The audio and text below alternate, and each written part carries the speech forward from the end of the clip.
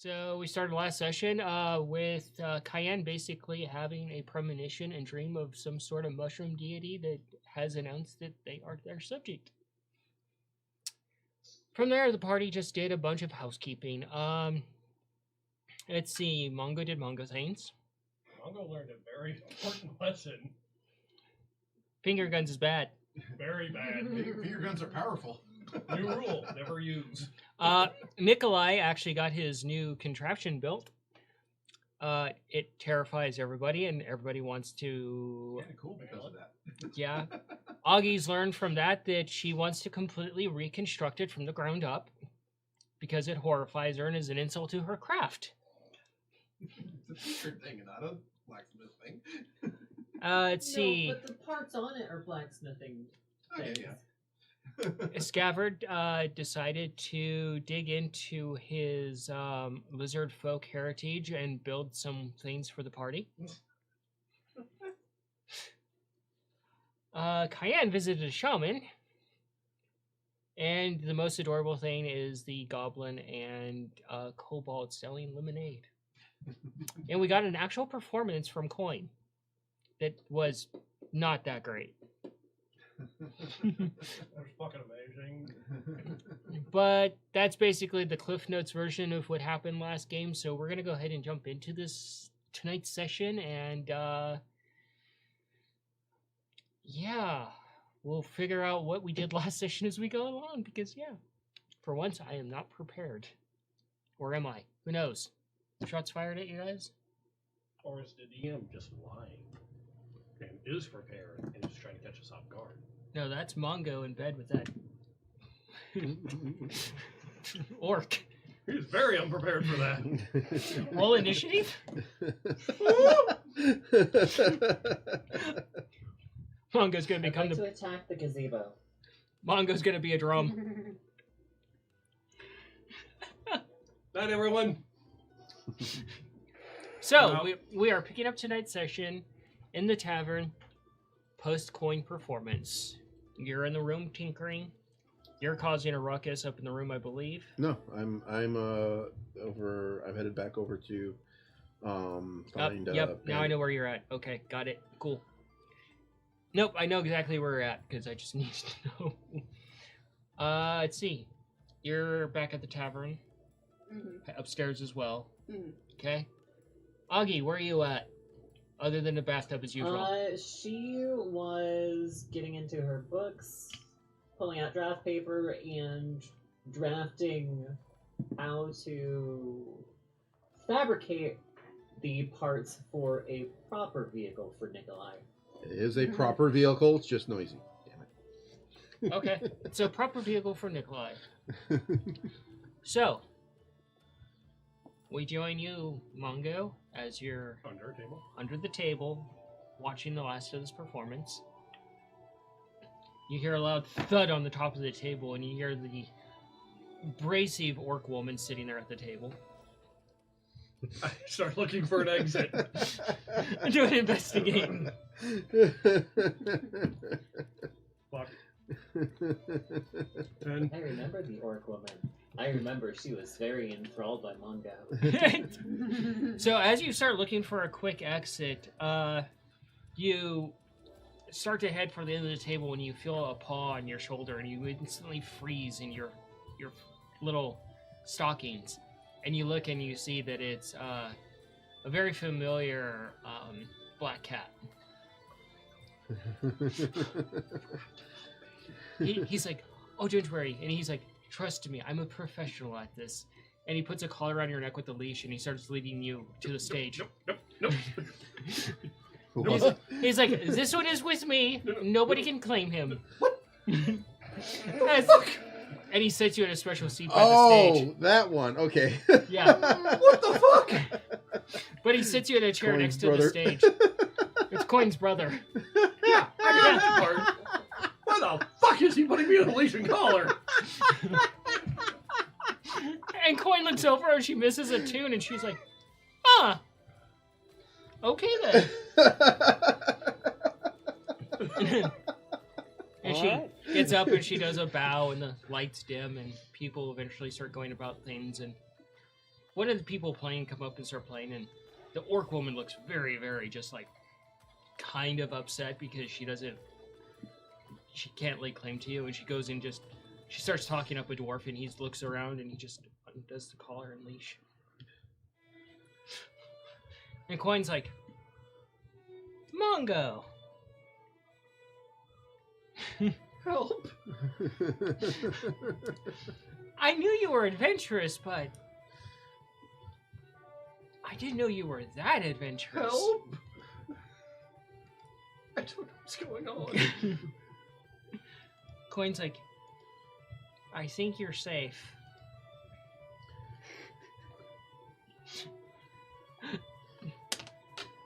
So, as you're sitting there, slightly petrified,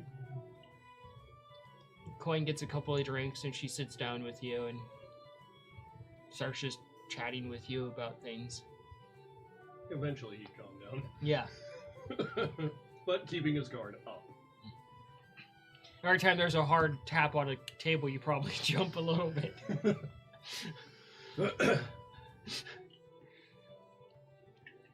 Probably have your eyes peeled for the orcish woman. Oh, yeah. Alright. Okay. So is Bank there? Yeah. Okay. Yeah, he's the one that was leading you around on a leash. Yeah. Am I still on said leash? No, he, Okay. no, he unhooked you. Oh, good. Once the coast was clear, he unhooked you. Oh, thank God. Yeah. So I'm never doing that hand gesture ever again. It's nothing but trouble. Also, did you call us to shits? Coin just smiles. Well, yes. Do you have a better name? The Saints?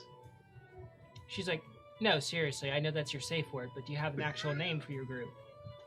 I figure it's an appropriate name. I mean, fuck, every time we go to do something, one of us winds up with a hole in either one of us or in somebody else, and the Saints makes us sound kind of holy. I see why you're not the talker of the group and that your sisters are. Well, they're also bigger and far more intimidating.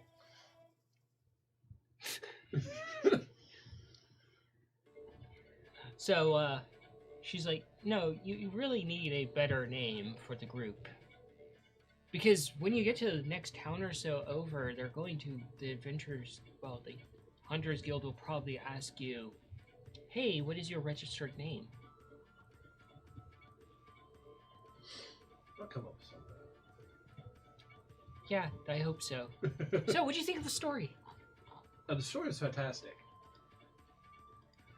I tried to make it sound as uniquely good as possible.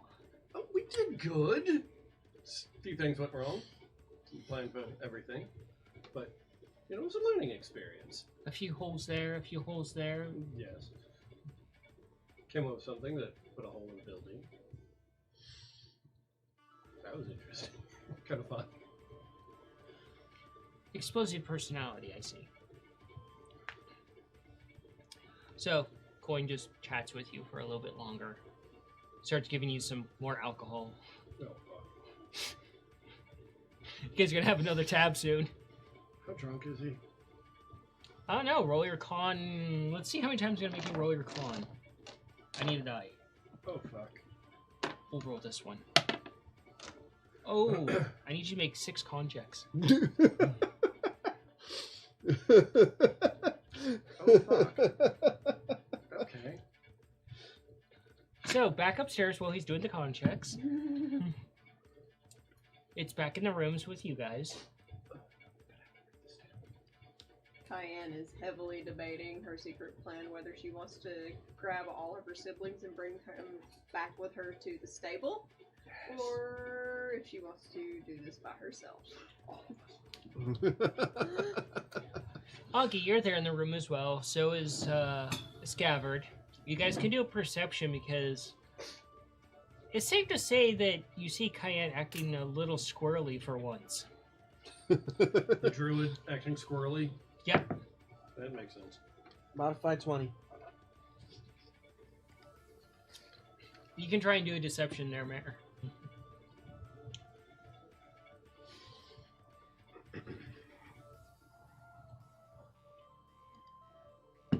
19. 19. 11 on 11? deception. You're kind of getting all this drafting paper out, start making on notes and stuff, and you kind of peek up a little bit, and you see your sister acting a little squirrely. And from where you're at, you're in mid-work of like a leather strap. You're looking around for a tool, and you look over, and you see the same thing, that she's acting a little squirrely. You don't really ever see Cayenne act a little bit squirrely or giddy about things too often. Everything okay over there? Set down the pen, rub her face, look over again, blink a few times. Cayenne, are you feeling okay? A little bit odd right now. Yeah. Yeah? I'm okay. Uh-huh. Are you sure? What's going on? Well, y'all know how I am for all manner of creatures and beasts of the sort. I have a huge soft spot for them, wanting to just hug them and take care of them. Of course. I may have gotten a soft spot for some rather large They looked like just abysmal looking chickens. Just dark, giant chickens. Death chickens. I don't remember what they were called. Oh, that conversation. Yes. 11. Eleven. Giant 11. death chickens. She's talking about the Natural 20. things that were down at the 11. Modified. at the 20. stable. Damn. Remember? that's small. I know she's talking about the things at the stable, We talked about this earlier. although I feel like she could definitely train them better than you. So, I feel safer with her training them. well, here's the thing. I spoke to the gentlemen who were actually selling them. He did say that they are fiercely protective over who they bond with and will protect equipment and won't need someone there for guidance. But everyone in the party has to be present for the bonding with that beast, whether it be just one or both. And the price is not bad. It only costs 100 gold, I believe is what he said for both. Boom. That's not That's bad at absolutely all. Brilliant. I figured since if we at least got one, it could pull the cart for us, protect it even, so none of our stuff gets messed with. He did tell me the tale of a dude getting his intestines dragged for a mile, so I figured that's pretty substantial. Figured it would be helpful, at least for the group. If it truly is 100 gold for both, we have an account now that could take care of that. That is true. Wait, what are we on about? Oh, that's right. We We have money. Oh, a lot of money actually. I remember you saying that, but I don't remember anything about an account. So, did anything odd occur to you one day? Like any weird feelings, like in your hands or anything? I did have a weird sensation yesterday. Now you know that you are part of a bank. Oh, Um, wonderful. Hey, Mongo, you're doing shots. so essentially, all of our money is safe and is transferable wherever we go. And Huh. it's put in safekeeping, and we have so much put away, and we have so much taken out that we can use for upgrading our stuff and buying things that we need. I'll find my most secure pouch that I had the coin purse in and get it out to show to Scav. She rummages around and she presents you with this coin purse and just shows you all these coins. That's a lot more than I thought we had. I know that I'm currently carrying a couple of our home coins, but that outshines what we currently had before. Apparent. Yes, well, How much? there's a reason we were able to pay off the bank tab, or rather the bar tab. That's good. The job that we got, the payment that we got from the bullet, we were able to bank, and we have a rather sizable sum now. That, as I understand it, is insured. Whatever that means. I think it means that they're going to give us our money back if they get robbed. Nikolai, Yes. you use this. You guys can continue talking amongst yourselves. You carry on, going along the small people's route, occasionally swerving in and out of it so you don't run If we over were to people. get Yeah. at least Bumbling one or along. two Well, on of my those machine, I would birds, probably just take the most I think direct that route. would be a good Yeah. bet. At least But you don't for want to get stomped traveling. on by larger races for and protection at horses night. and things. Definitely. But you eventually do get to the bar that you're looking for / tinkering place, Okay. Still got a bit of work to do on these, but they'll be ready soon. and head right on in. Head right on. Yep. Yep. You head right to the area where you want to go.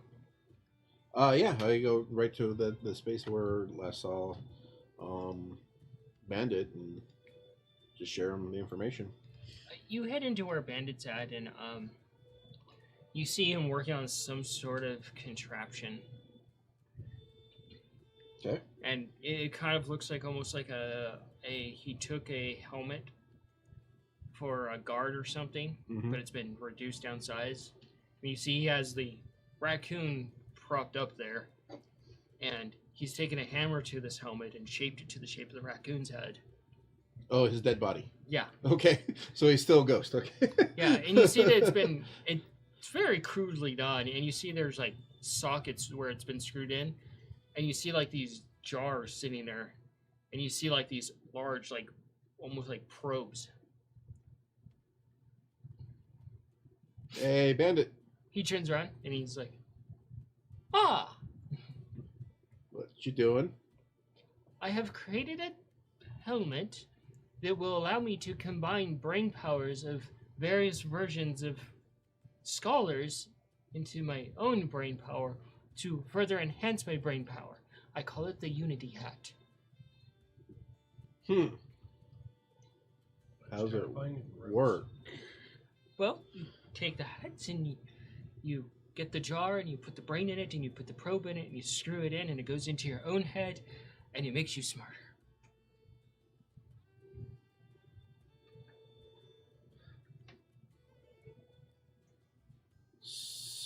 So it lets you take the memories of dead people? It allows you to use their brain power as your own. Oh. That's pretty weird, man. Grossest thing you can. I'm pretty sure Kelly's like, that's not going to work that way. Just let it go. If you were there, you would be like, no. I don't. Have you tested it yet? You can roll an intelligence there. Like.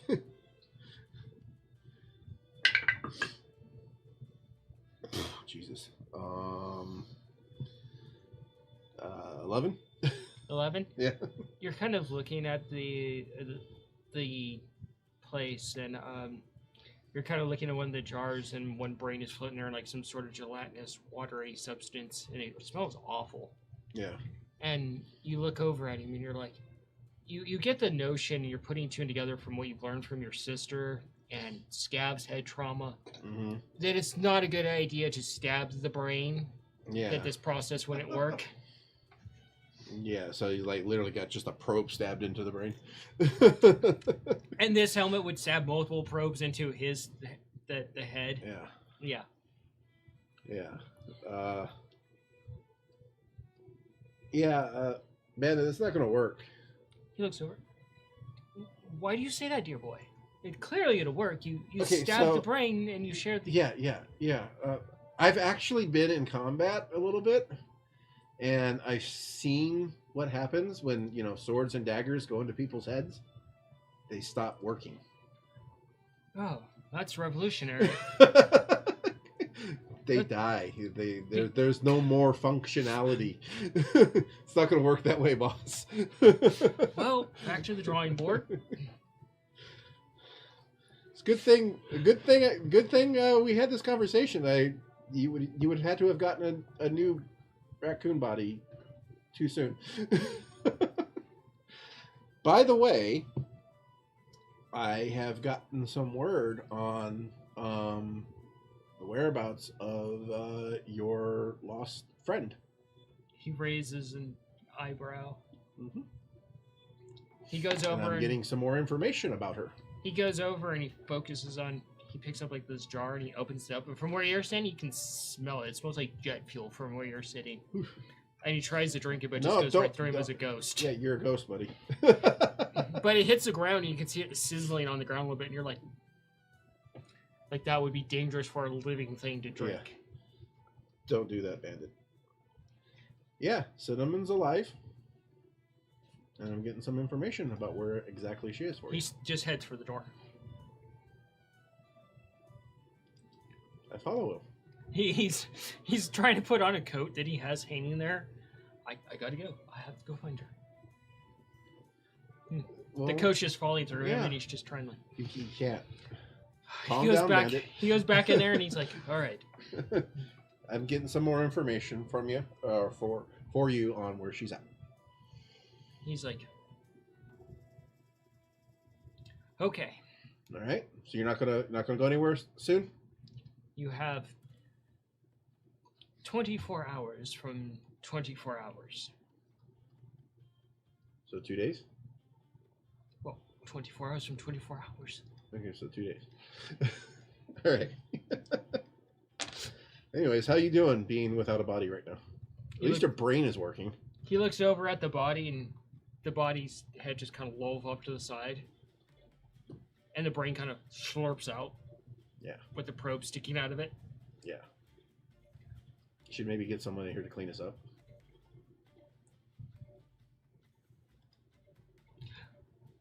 Good observation. Well, how have people taken you being in ghost form before?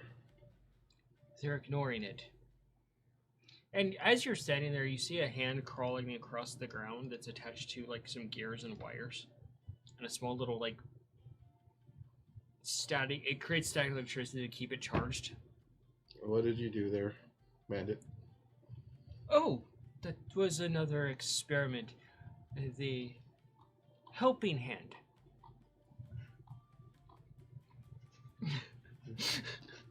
Kelly Does just it work? Was it one of the raccoon's hands? Yeah. Everything about this individual scares me. Does it work? So far, results are varying. Okay. So, you got some money someplace so I can get somebody in here for you to clean this place up? He goes over and he unzips this actual stomach of the raccoon and takes out like a purse. And he sets it in your hands, and it's just like that, like viscera, slimy, congealed blood and stomach goo around a leather bag. Why did you do that? Well, it makes sense. It's safekeeping. Would you ever look there? You got what?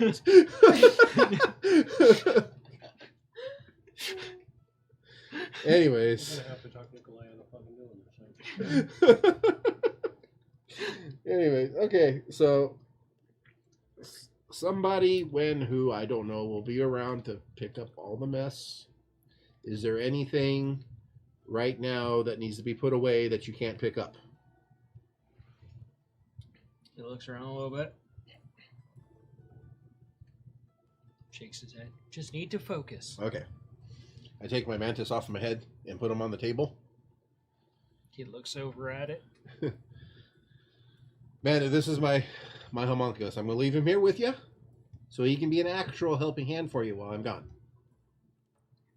The hand is still crawling across the room, leaving a trail. I give the mantis the order to follow Bandit's instructions. Sure that's safe? Yeah, we'll find out. Okay. Kill tools.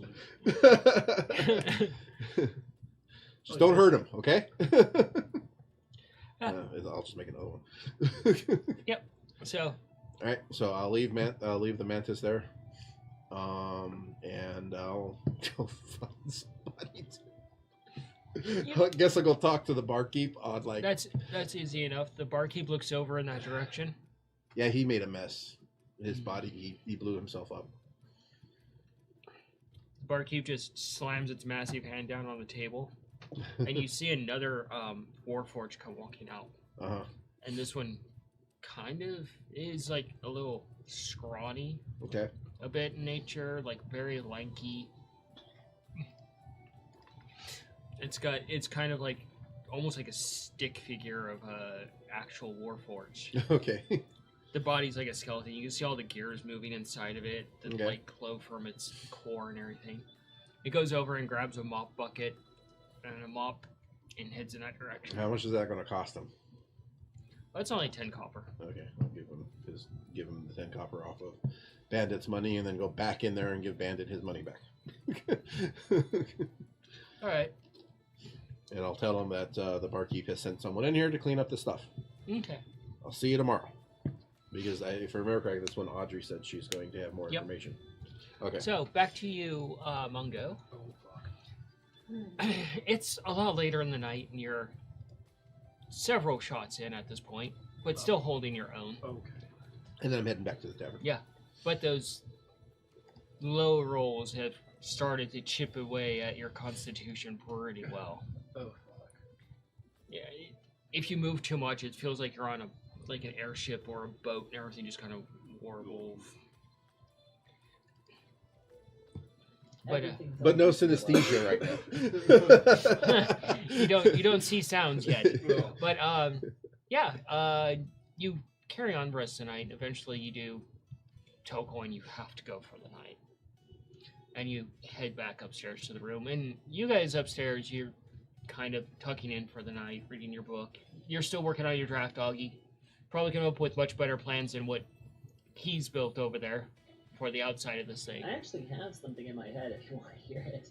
Yes, I definitely do. So his gyro ball. Yeah. But build it like a chopper, like a motorcycle chopper. Oh the my gyro god. ball is at the back, and he can see over the hood where all of his machinations and shit are going to be inside it. But then there's another wheel that he can turn at the front. So you've given him a tricycle. Basically. Well, it's a bicycle, but the gyro is the second wheel. So it's about as wide as a tricycle. Are you saying like the back where the gyro is, he's kind of suspended in a seat like a frame in the middle, but the gyrosphere moves like a wheel like the front one? I can't wait till you guys work on this Yeah, we're together. gonna have to come up with something. This is gonna But be great. She's also got ideas for like armor plating around the gyro, ideas for a more rigid frame around the actual like engine and everything, and ideas for like his weapons on it, and ideas for making the engine loud or not louder. Wow. Louder. More quiet. Is that a dragon? Fire. No, it's just Nikolai. well, Nikolai could be dragging something. And you're And she working. believes that it will increase torque. Oh, Sweet. Cool. roll your Cool tinkering with for going me. faster. Well, good. Now Nikolai can start twerking. You want to roll for each thing that I'm working on? Huh? Roll for each thing I'm working on? Okay. Okay.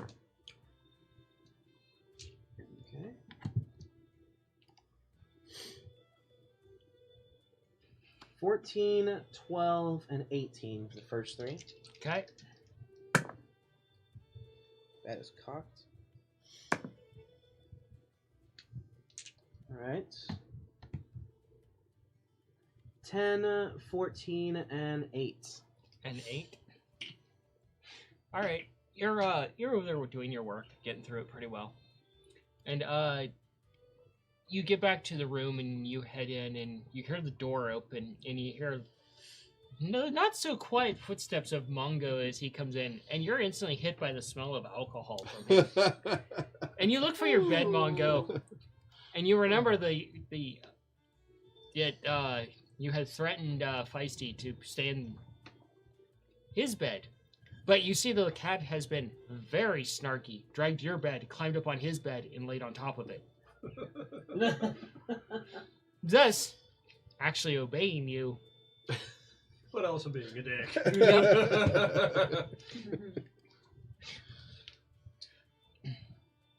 But you see a very sleep on top of the cat. you see a very tipsy Mongo. Hello.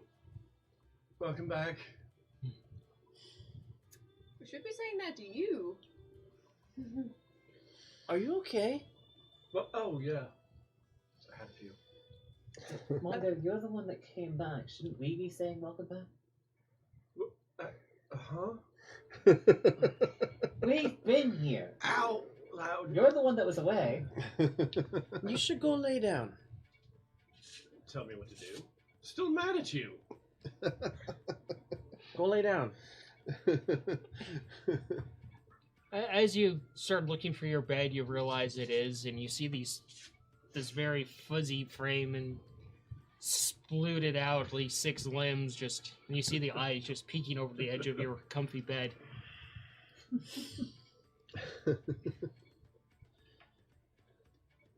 Funny. Mad at him, not you. That would be time out of something I would fucking do. Leave Feisty alone.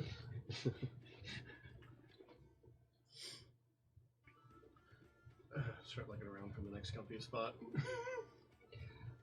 You There's would a spot underneath your bed, or the other bed. you wander around a little bit, and you actually find a nice comfy spot, and it's actually encroaching on Cayenne's bed. I don't think that occurred as a drunk motherfucker right now. And you see him flop over, and he's just like, he sploots out, starfishing at like the foot of where you sleep. It's full on speed. Really? You gotta starfish my bed, bud. What?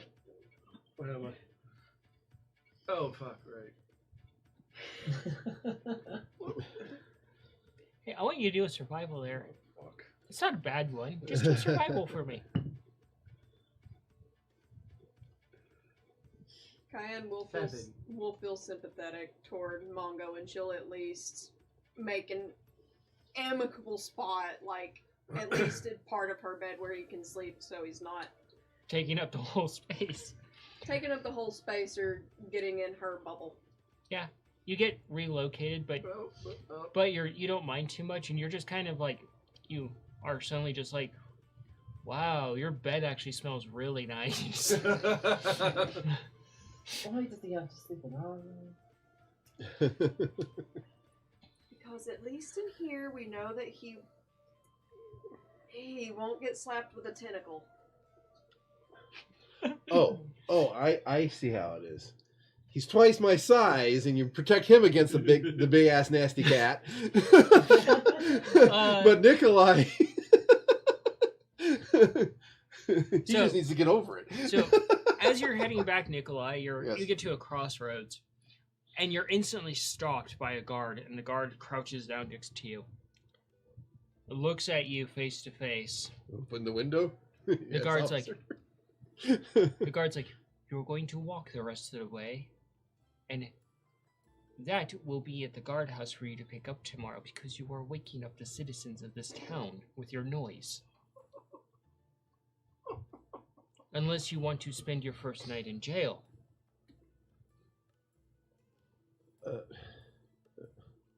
The guard stands up and whistles, and Can I? Okay, wait. you hear another guard come over, and the guard's like, what? Can I take a minute and see if I can make it quieter? The guard's like, you're going to walk him back to the tavern. But can I take a minute to see if I can make it quieter? The guard's like, Just no, 1 minute. Just 1 minute. No. Get out. You're being walked back.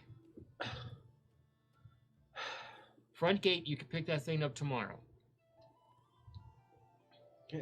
Can you guys carry it back to the tavern so I can work on it tonight? please. And the guard's just giving you this look like if you don't walk, you're going to get punished.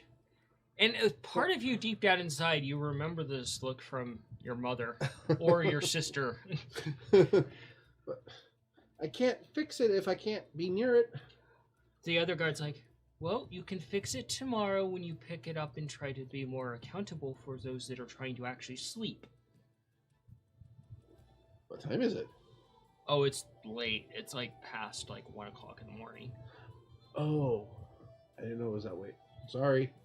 The guard just picks you up by your little tunic Hey! and starts walking in not the direction of the necessary. tavern. Okay, he's carrying me. Okay, sure. But how far away are we? Oh, it's a couple of blocks. Oh, okay. Yeah, but you. So what's your name? The guard looks at you, and the guard's like, Jacobson. Jacobson. All right, cool. I'm Nikolai, by the way. Good to meet you. Hey, I got a question for you. Yeah, How long you been here?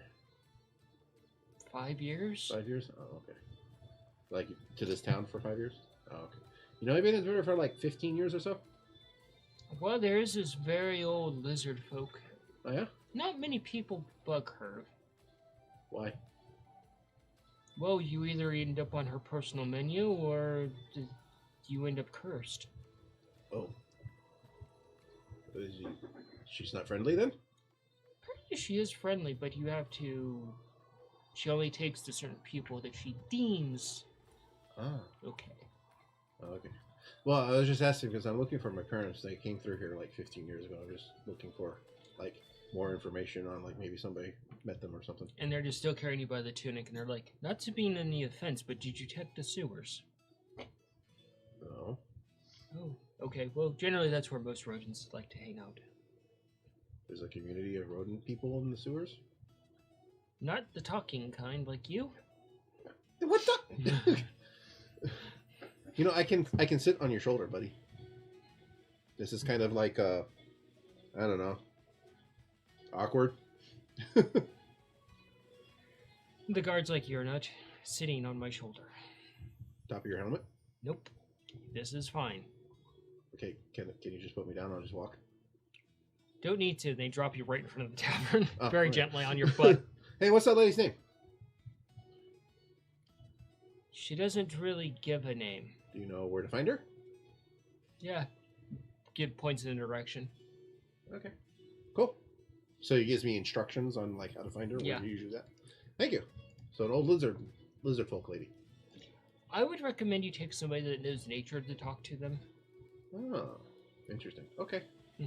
Got a couple. I got a sister who could do that, and maybe my brother.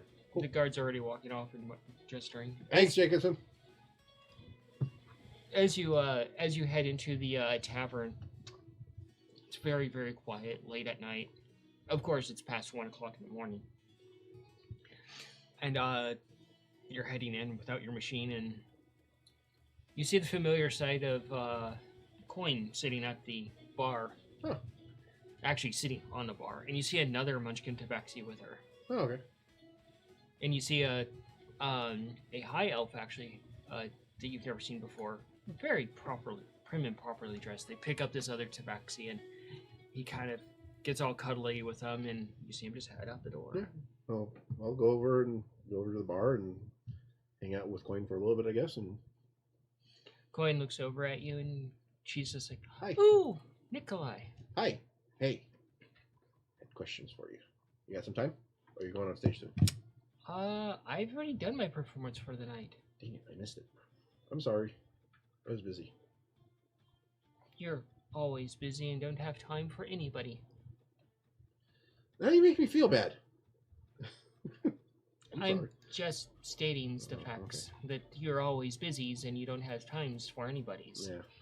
And you're gonna miss those moments with those peoples.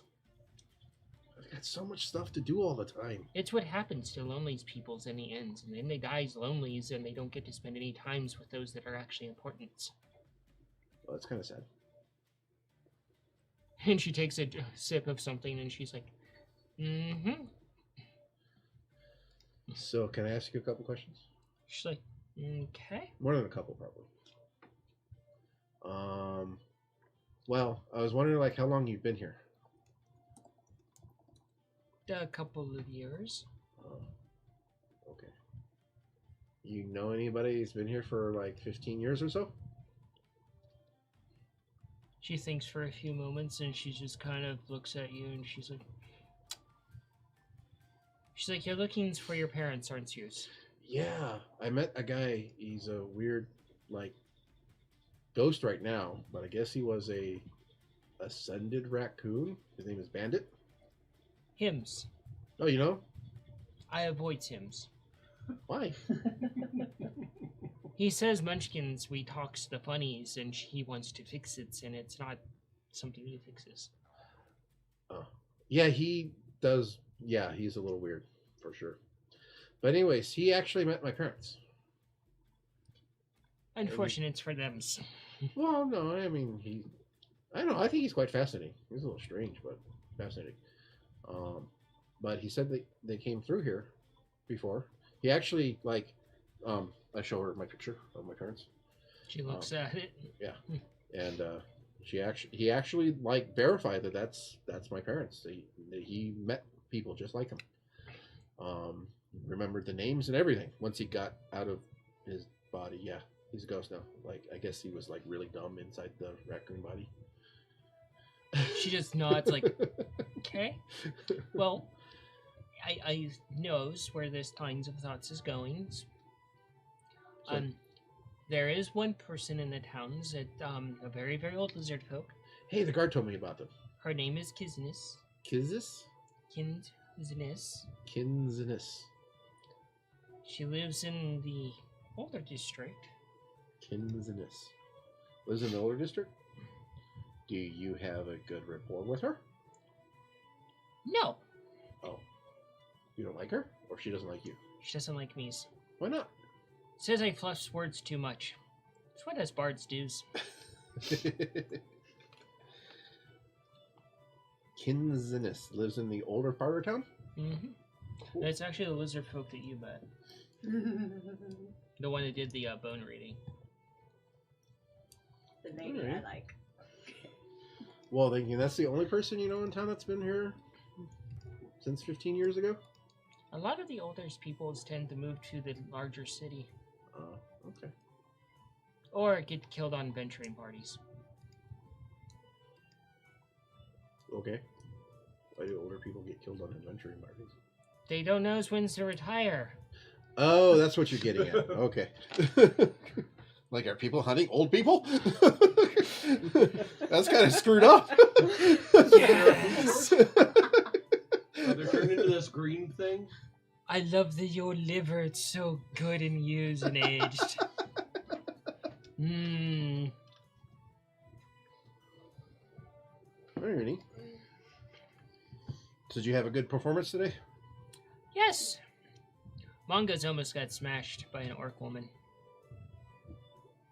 Why would she smash him? It's not the ways you think of someone getting smashed.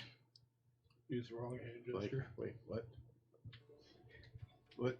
Like, well, I mean, there's lots of ways to smash someone. Yeah, like, you know, I made this one contraption once for crushing rocks. That'll smash him. Did she have something like that? She just smiles and she takes another drink and she just looks at you and she's like, Nikolai, Yeah. how do two adults make a baby?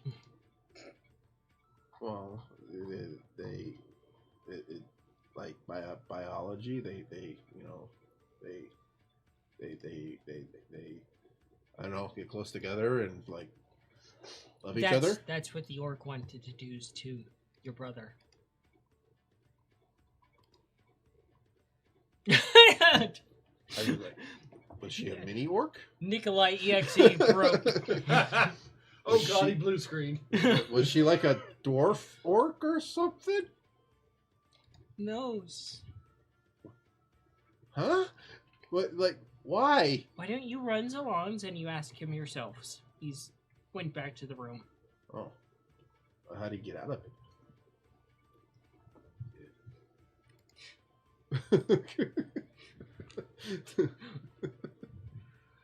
All right. Anyway. She said, I'm going to go back to my house and go to bed. All right. And she And the barkeep's like, I know, it's on their tab. And you see coin head out. Who does? Why? How much? Is this why our tab keeps on getting huge?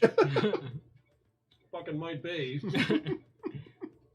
I didn't say anything about that. All right.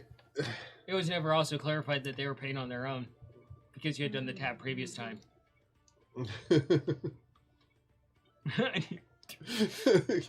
Who said that? I'm looking at the bartender. Who said that we're buying her drinks all the time? The bartender's like, well, the last time one of your party members decided to drink with coin, decided to pay for their tab. Oh. And, well, they didn't disagree this time when they were drinking, so it's just assumed. Oh. How much did that cost now? I will have it for you in the morning. Oh, boy. Okay. I think I can fairly speak for the party that we can't do that no more.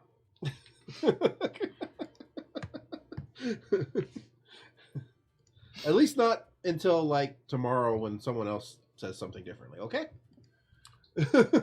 So you head up to the room. Yeah. Head up to the room. You see Mongo's passed out through a cracked door in the sisters' rooms. You look over and you see Scabbard working on something, but on the bed you see Mongo's bed, but it's on Scabbard's bed, and you see Feisty just splooted out on it, snoring.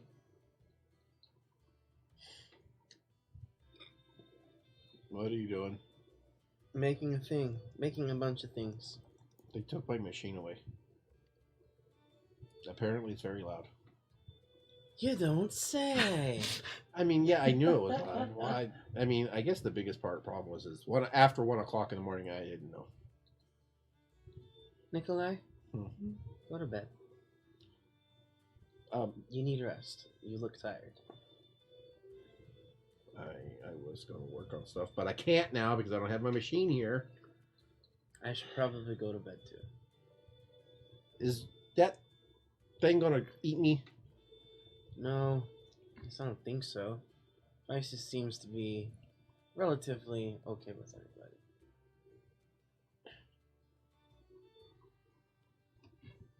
You can sleep in my backpack if you're that concerned. I'm still concerned, yeah. Go. You can stay in the backpack. Good night. And with that, I will go ahead and. Oh, by the way, Huh. apparently Mongo has been allowing coin to just run up our tab.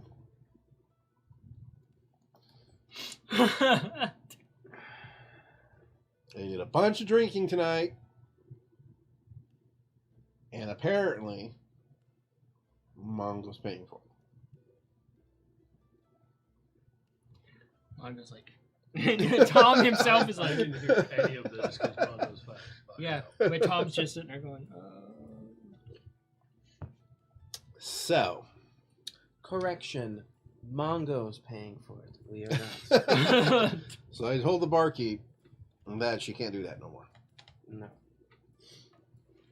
Danger sausage. Do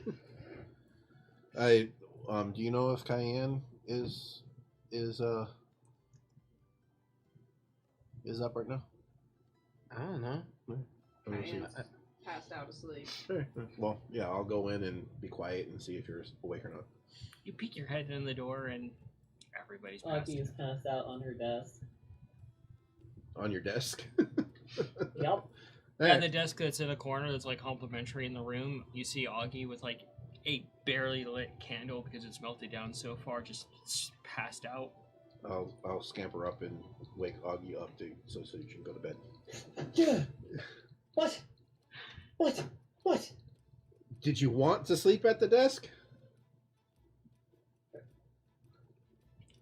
And you kind of look at Augie, and she has ink on the side of her face. And you look and at... she's rubbing her temple, and you can see that's where the ink is. And she's like, no! Alright. Augie, as you look at What are the... you doing?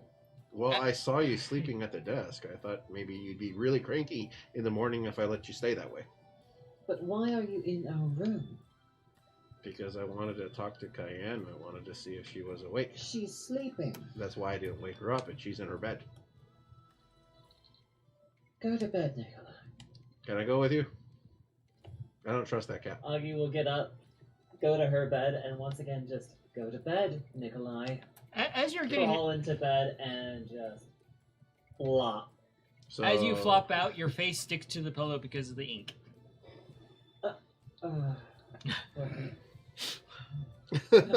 Just defeat and sleep. I can't have a tiny little corner? She starfishes on the bed. Is it like a regular bed that's above the...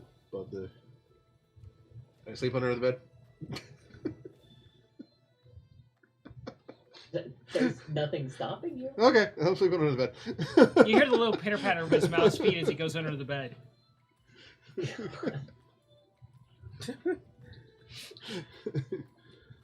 Good night. Shut up. Hey, you got an extra pillow? Oh my god.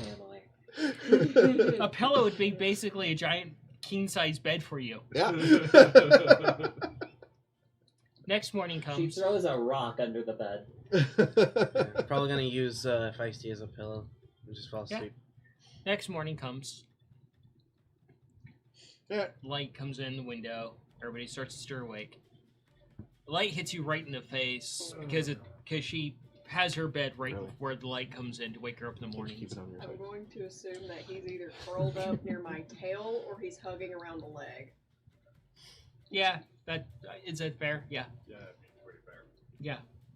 And the light just hits him right in the face, I and know, you just it's hear him groan, Love and it's it. a familiar groan of a slight hangover.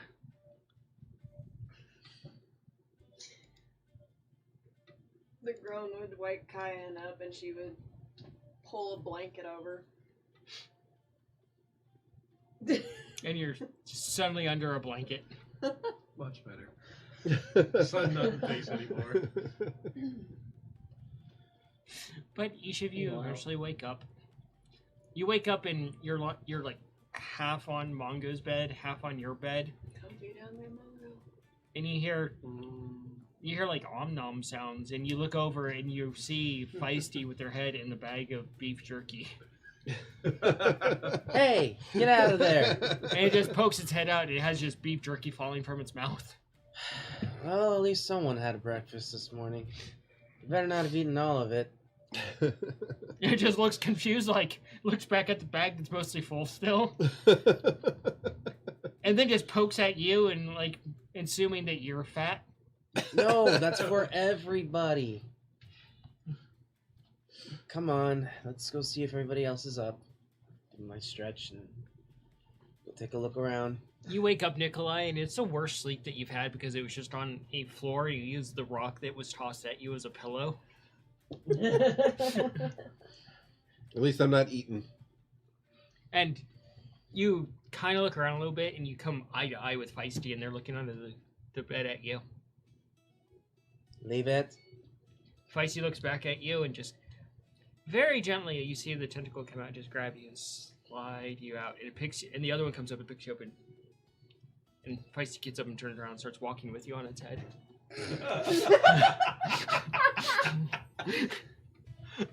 Okay. I see this, right? Yeah. I pulled the blanket up a little bit, still Well, keeping Augie shade is on going to Mongo's shut her face, clothes just right so there. you can see this. Walk into the bathroom, slam the door shut, slam the other side shut, and just take her morning bath. But you see that you Okay. start rubbing your eyes, and you see this weird sight of Feisty walking around with a Freaking the fuck out mouse on top of its head. Yeah. Not my problem. Me and Jen pat him on the head. Ah! It's okay. Okay. If I see a Nikolai, pat, pat. I would assume it Sophie, would what be are you safer that you're on top of Feisty's head rather than near his mouth. Yeah, but his mouth is really close. On better than Feisty in. put Oh. you up there gently. You know, Feisty's a girl. Yeah. That was already established. They don't yet, though. Oh, that's right. Yeah. Mhm. Feisty's a she, Oh. Okay. and she seems to like you. Yeah, but is it like me to eat or like me to, like friendly like me? Seems friendly enough. I'm pretty sure if she wanted to, you'd be dead already. No, we'd have a fire right now. I don't know. I've seen Feisty do some terrifying things to small rodents. All right. Oh. So I look down. Did you ever meet the giant chickens in the barn? You're coming out of your stupor, and that's the first thing you hear in the morning. Who's next closest?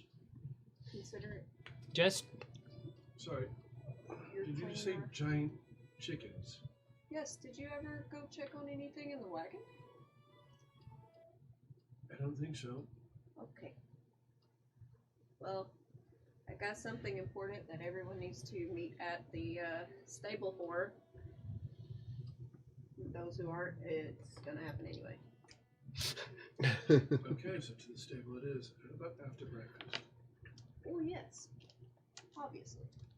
And almost immediately you hear through the bathroom door. There's the first stable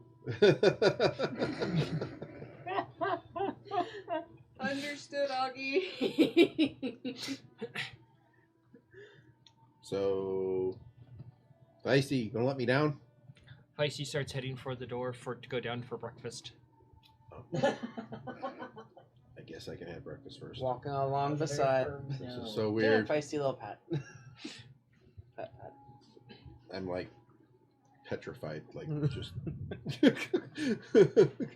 Nikolai, they smell fear. Well, yeah.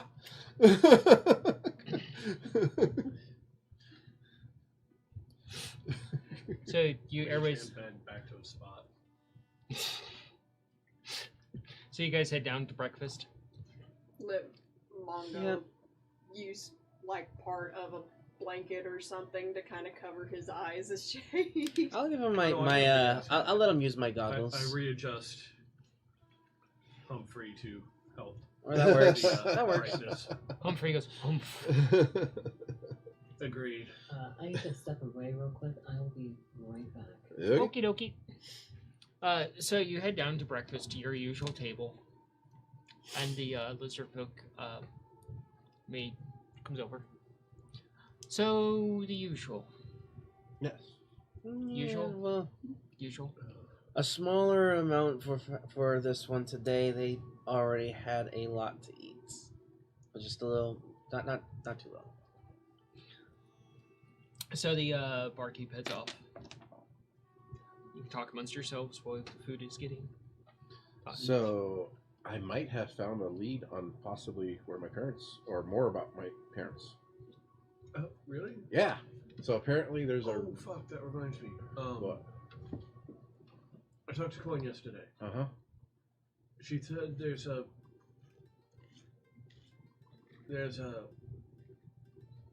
oh god, somebody who knows things over in the big city, information broker. Oh. Cool. If anybody's gonna know, it'd probably be her. Did you get a name?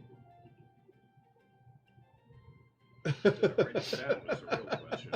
What was the name of the city? Might be on the map. Major, is the big one, the big capital? one. That's it. Ah, Casil. Yeah. Goes inside. That is that's a long travel. But anyways, so I talked to Coin myself. Bessie, Bessie. Okay. one of Bessie. the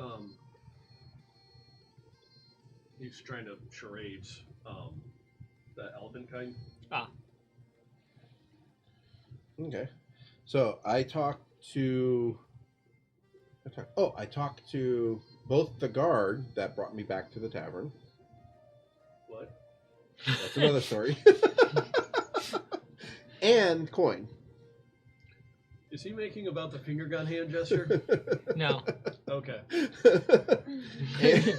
You got warnings about that, Jessica. And the guard told me that there's an old lizard folk lady in the older part of town who was here around like 15 years ago Mm. and still is here. They might know my parents, and her name is apparently Kinzinis. Are you Isn't this- sure? She's cool. Oh, you I'm read gonna pull out Of course you have. the sludge of death out of my. Oh, what the Oh. Ew. Why do you have a jar of rotten meat? I feed my spores with it, and plus, Okay, she's that kind of makes sense. super cool. I like her a lot. That reminds me, That's- we still have that the big Zed head for your mushrooms too. That's very true. We have a rotting zombie head in our wagon. I thought you didn't keep that. Why do we keep disgusting things?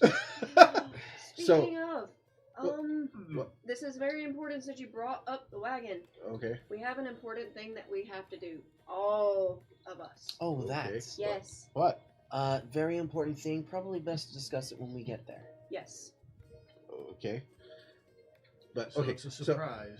so both. It's not It's exactly not a more surprise. disgusting things, is it? No, it's not exactly a surprise, but this is not the place to talk about it. Got it. Okay, so both the guard and Coin did say that Kinzinis. So you said you like her. Yes, we spoke. So presumably she likes you, which is good, because both Coin and the guard said you don't want to approach her unless she likes you.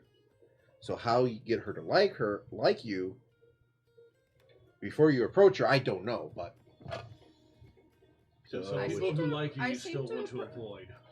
I seem to approach her just fine. okay. Well, Coin did say no. Was it Coin or the guard? Anyways, it was late last night. One of them said that like she's big on nature people. So if you're gonna talk to you and or Scav about that. The waitress comes back eventually. Uh-huh. She starts setting down plates, and it's rather like almost a croissant style butter biscuit. And then there's like a layer of some sort of sauce, and then it's almost like a ground spiced meat with cheese melted over the top, grilled onions, grilled tomatoes, and some mushrooms with another part of the biscuit on top. Ooh. Then there's all these like fresh potatoes with rosemary and bits of salt that you can see, and pepper as well. That sounds tasty. You really got to work out some sort of description like that, and then actually getting the fucking thing, That'd be awesome. right? And she sits down for you. She doesn't give you one of these. She sets down this plate, and it's got almost like these filio dough, multi-layered like pastry. And as you break into it, it just crumbles into a sauce that it was setting on, and it's filled with like a jam and strawberries and various other berries, with a hint of honey on the very tail end of it as you eat it.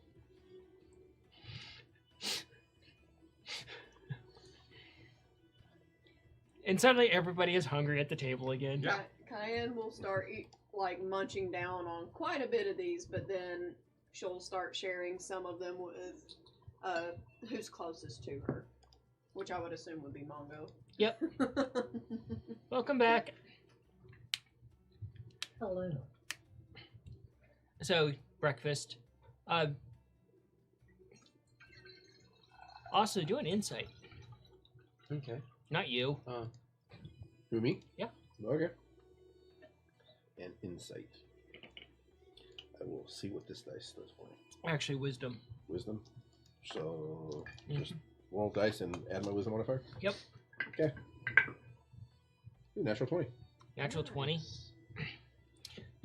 As you're eating the food and you're enjoying it, they Mhm. even made like a Nikolai-sized one Cool. on a little Nikolai-sized plate too. Nice. And while you're eating this, you remember the fact that you guys have a new tab running. Oh yeah. Mongo, Out loud. tell your girlfriend or stop telling your girlfriend that she can just drink here for free on us. What? Apparently, the bar seems to understand that because you buy her drinks all the time, that she can just say, the tab is on us. So I have no idea how big the tab is now. So you instantly remember the shots from last night.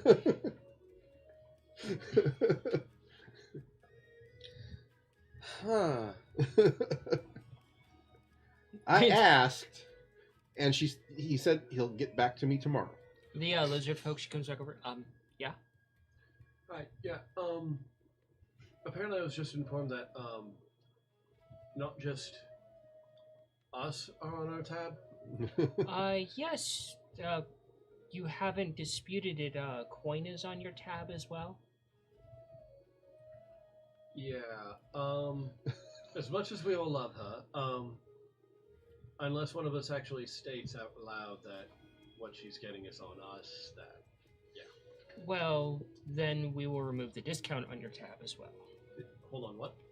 Okay, so is there a balance then that works out? Well, since you're supporting her and she performs here almost nightly, she gets a performer's discount of 20% on all costs. And we just applied that to your account because you support her personally. With you being like her significant other or something, or her current fleeing, something like that. But we can remove that and then actually just charge you full amount for everything. Do we know which version would be cheaper? I'm not your broker. This True. is your choice.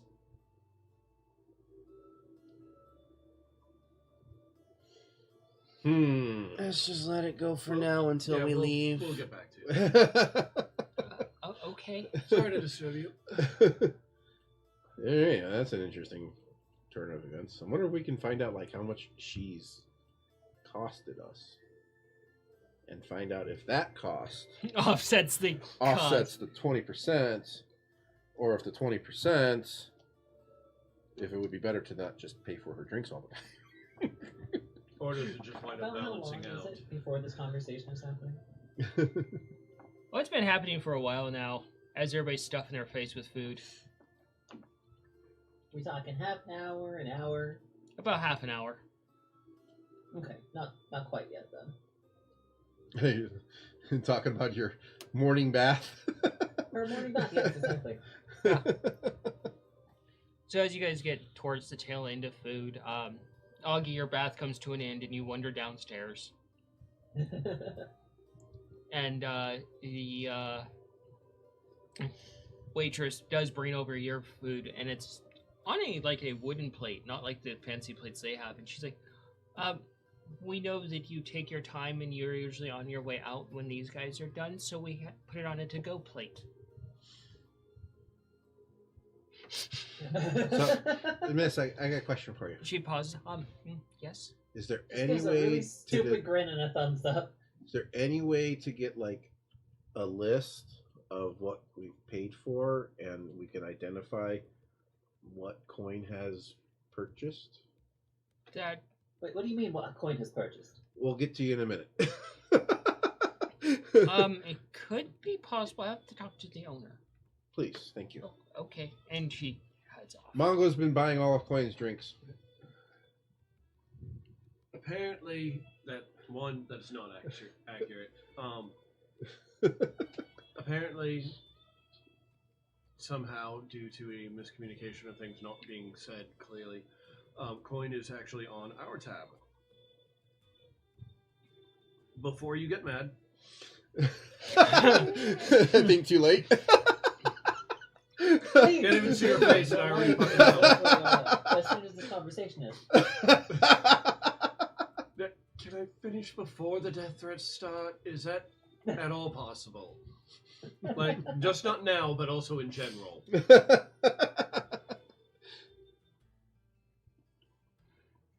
Apparently, Coin also gets a 20% discount, which has been applied to ours as well. Our because we're entire supporting tab. one of their local artists. So that's why I asked for an itemized list. Yeah. So we can see Nikolai's if this trying works to out for us. math out which is cheaper. And as you're sitting there, the someone comes over and sits down and they're like, and it's one of the waitresses that you know that work there, and she's not dressed for her job yet.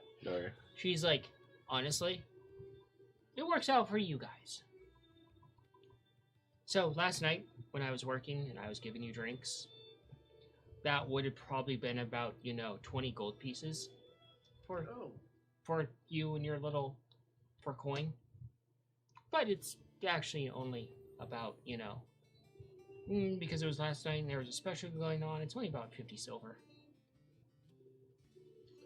Okay. See, and you were gonna try to kill me again. Okay. I'm still debating it. So this I is know. kind of in general, like what it turns to be, maybe a little bit higher there, here and there, but in general. Yeah.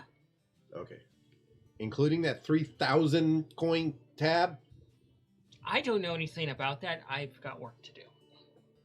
Wait a minute. Or we ripped off. At the sound of it, no. No, you're trying to drag me into something I know nothing about, so I'm going to go to work. Have a good day. Thank May you. head off.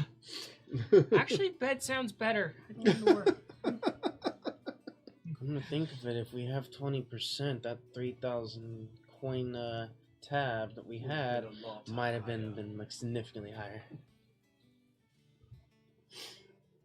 Only like $500 more, or 500 coin more. I don't know. You guys head out. Go along about your way. I gotta stop at the front gate. Oh yeah, didn't you get arrested last night? No. Apparently, they commandeered his little device because he was riding around at 1 o'clock in the morning. Yeah. Apparently, I have a curfew Is on that those. why I didn't hear the wonderful sputtering of it? Absolutely. Yes, crazy they machine. took it away from me. Oh, speaking Why of didn't we which, think of that? contraptions, I'm almost done with the things that I'm making for everybody. You're making things for us? Why am I scared? Yes. Okay. What are you making? It's a secret. You'll see when you get it. Well, you just told us that you're making something, so it's not exactly a secret now, is Well, it? you've already known I've been making things. I took your measurements. Without my permission. Non-consensual measurements. I gotta get my machine because I gotta try to figure out how to make it not so noisy so I can use it all the time. Okay, so the gods commandeer it, and Yeah. that's what convinces you. All of us telling you that it's too fucking nothing. Well, I knew it was loud. But you guys complain about everything I do anyway, so... Not everything. Really? Okay, most things, Okay, but not really? everything. Really? Okay. So, You made the Only complain Kamikaze. about the things that you do that That worked bother out great. us. So, the guard station's a bit further away from where you guys actually have to go. Mhm. So you kind of go to the stables area first before going to the guards area. And you get there, and it takes a couple of minutes or so. The gnome, she's like, okay, I'll get them, so you can talk to them and do whatever you're gonna do. But remember, you have to do it out on the street. I'm not supporting this. And she writes a note down in a Supporting scroll. what? What is going on? She writes a note This down is in a illegal. scroll, and she throws the scroll up in the air, and it just flutters off like a little bird. That's cool. What was that? Just delivering a message to their room. How do you do that? Yeah, how do you do that? It's a simple enough spell that's supplied to, merchants here. Oh, that's pretty cool. It's like only merchants can do that, or Well, wizards tend to learn it too, but it's limited, whereas we can do a certain amount a day. But still, But only limited. merchants can do a certain amount of things. It's like a device that they give you or something? It's complicated. Well, that would be cool to know how How to do do know that. the name of it? Would you? No, I don't. I'm not a wiggly finger person like wizards. I'll go ask Bolts. Ask Bolts. So, some time passes, and eventually one of the elves comes. One of the rangers comes over. And they're like, oh, it's you. hello, and hello, hello, hello, and you're still on top of Feisty's head. And the ranger looks over at you, and they raise an eyebrow because you're floating in the air because Feisty's invisible. Could be worse. Could be like this. Yeah. That's what's terrifying me. And Don't mind him. He's just got really bad gas. What? No, his beholder, not beholder. Displacer. Displacer, yeah, the displacer ranger beast. takes a step back, putting a hand on a sword for a moment. No, the displacer beast is carrying me because I can't go get my Anyway. machine right now. These are my siblings. I remember what you had told me before. I won't Correct. discuss anything further, but I believe it would be beneficial for all of us. Okay. Well, What are we doing? let them meet the pair and see what they think of them. And the ranger leads you over to you see it's a stable that's offset from the normal stables, away from the horses. And you head in and you see like this pen, and you see these two massive birds that I've described before. And they're kind of, looking around a little bit, and one of them immediately stands up to its full height, and you see all four of its eyes just literally lock on you. And the other bird kind of moves a bit and stands up as well. Yeah, I'm backing behind Cayenne. Slowly, no sudden movements. Like, how big are these things? Oh, they're a good 8 feet tall. Oh. A little bit taller than Augie, then? Yeah. About 2 feet taller than Augie. 4 times my size. 8 times my size? And you see them kind of, their feathers flare up a little bit, but... What, are you trying to feed me to the birds now? No, no. What is going on? Relax. Calm down. If you would like to explain, Augie's gonna stand there, chest out, arms crossed, and just stand her ground as these birds posture. while Cayenne just looks at them like a lovesick puppy. It's a rare occasion when you see Cayenne fall head over heels for something, and this is one of those situations. I back behind Augie. If you would kindly explain, at least to my brothers, the nature of these absolutely just horrifically adorable creatures. What is wrong with you? Horrifically? What? Let him explain. They're Okay. awesome. They look impressive, yeah, for sure. So the ranger begins to actually explain the situation of these birds and how and what they are actually. The same thing that he's explained to her, essentially. And and they're just literally standing their ground, and you see them actually moving in a way where they're basically covering each other so that you can't get an advantage on one or the other. That you're going to be basically picked apart by both of them if you try to take one on. They're fucking feathery raptors. So we have made a decision to buy these things? They would pull our cart, keep us protected at night, and no one would be able to steal our stuff. According to what Cayenne said, they are deadly loyal to a fault as well. Mm-hmm. They would not harm us, but anything that tries to harm us would not go well for them. There's rumors from our mother that one of these actually,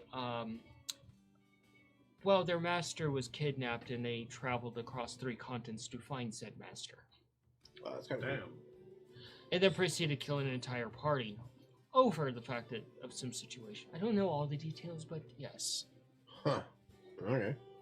So, got a question for you then there. The ranger Ranger. looks over at you. Mm-hmm. Is Feisty still invisible? Yeah. Okay. So, how does this bonding thing work? Does it have to, see everything? Does it smell? Is it some type of magical thing? How does it work? Because Feisty's invisible. Well, Feisty's And cape. is my still machine that I'm usually in, I have to pick up at the front gate. The ranger just kind of smiles and points to the bird on the right. and you kind of look over in that direction, and you can see that bird is literally focused right where Feisty at. It's not looking at you, it's looking right at Feisty. Okay. No, so they seem to have true sight. So it can see Feisty. Most definitely. Oh, that's cool. What about my machine? I don't want to like roll up and these things like attack me. Well, they would obviously know what you smell like. Oh. Okay. So we just got to make the machine smell like you. Oh God! I just realized who I said that to. Okay. Oh yeah. Terrible I also choice of usually have a words little there. mantis like Yes. mechanism. Is it going to like be cool because it's my smell? That's to be determined. So Who's going to be the primary person in charge of these birds? More than likely, Cayenne. Then it would be up to her to actually provide proper order for the birds and what they do and don't destroy. Such as your mantis. Which I would not allow, because you work hard on everything that you make, and I know it would upset you greatly. And I would give the same respect to all of my siblings here. How do they work with like friends or colleagues or something like that? Like you're just gonna immediately attack anybody that approaches us? He motions to Cayenne. I'm sure I would be able to, at least with Scav's help, be able to work with them in such a way they wouldn't attack anyone that's associated with us. I've never worked with anything So like it's like- this before. Scav's probably certainly give it a terrified. try. So do they Well, like sure. take cues from their primary controller? Yes, and secondary cues from whoever else is deemed in charge. Oh, okay. Okay. Because they're bonded with us. If we're not attacking someone, they probably won't attack them. Exactly. Oh, okay. That's cool. From what I understand, the birds are intelligent, so as long as we're okay with our surroundings, I am certain they would be okay with their surroundings. That's interesting stuff. Huh. Cool. At least. And she turns to the elves. That's what it sounds like. Yep, they're pretty intelligent. Can they fly? No, they're not flight birds. They have big wings though, but they can't fly. It's kind of sad. Oh God, he's taking his personal challenge. It's gonna make a flying machine. Oh boy. His own little mini airship. Oh God. There's been a few of those going overhead here and there as you're staying in the city. You can see them actually part the rain clouds occasionally as they're going over. Yeah, the How much do overcast these day. cost? They're 10 gold each.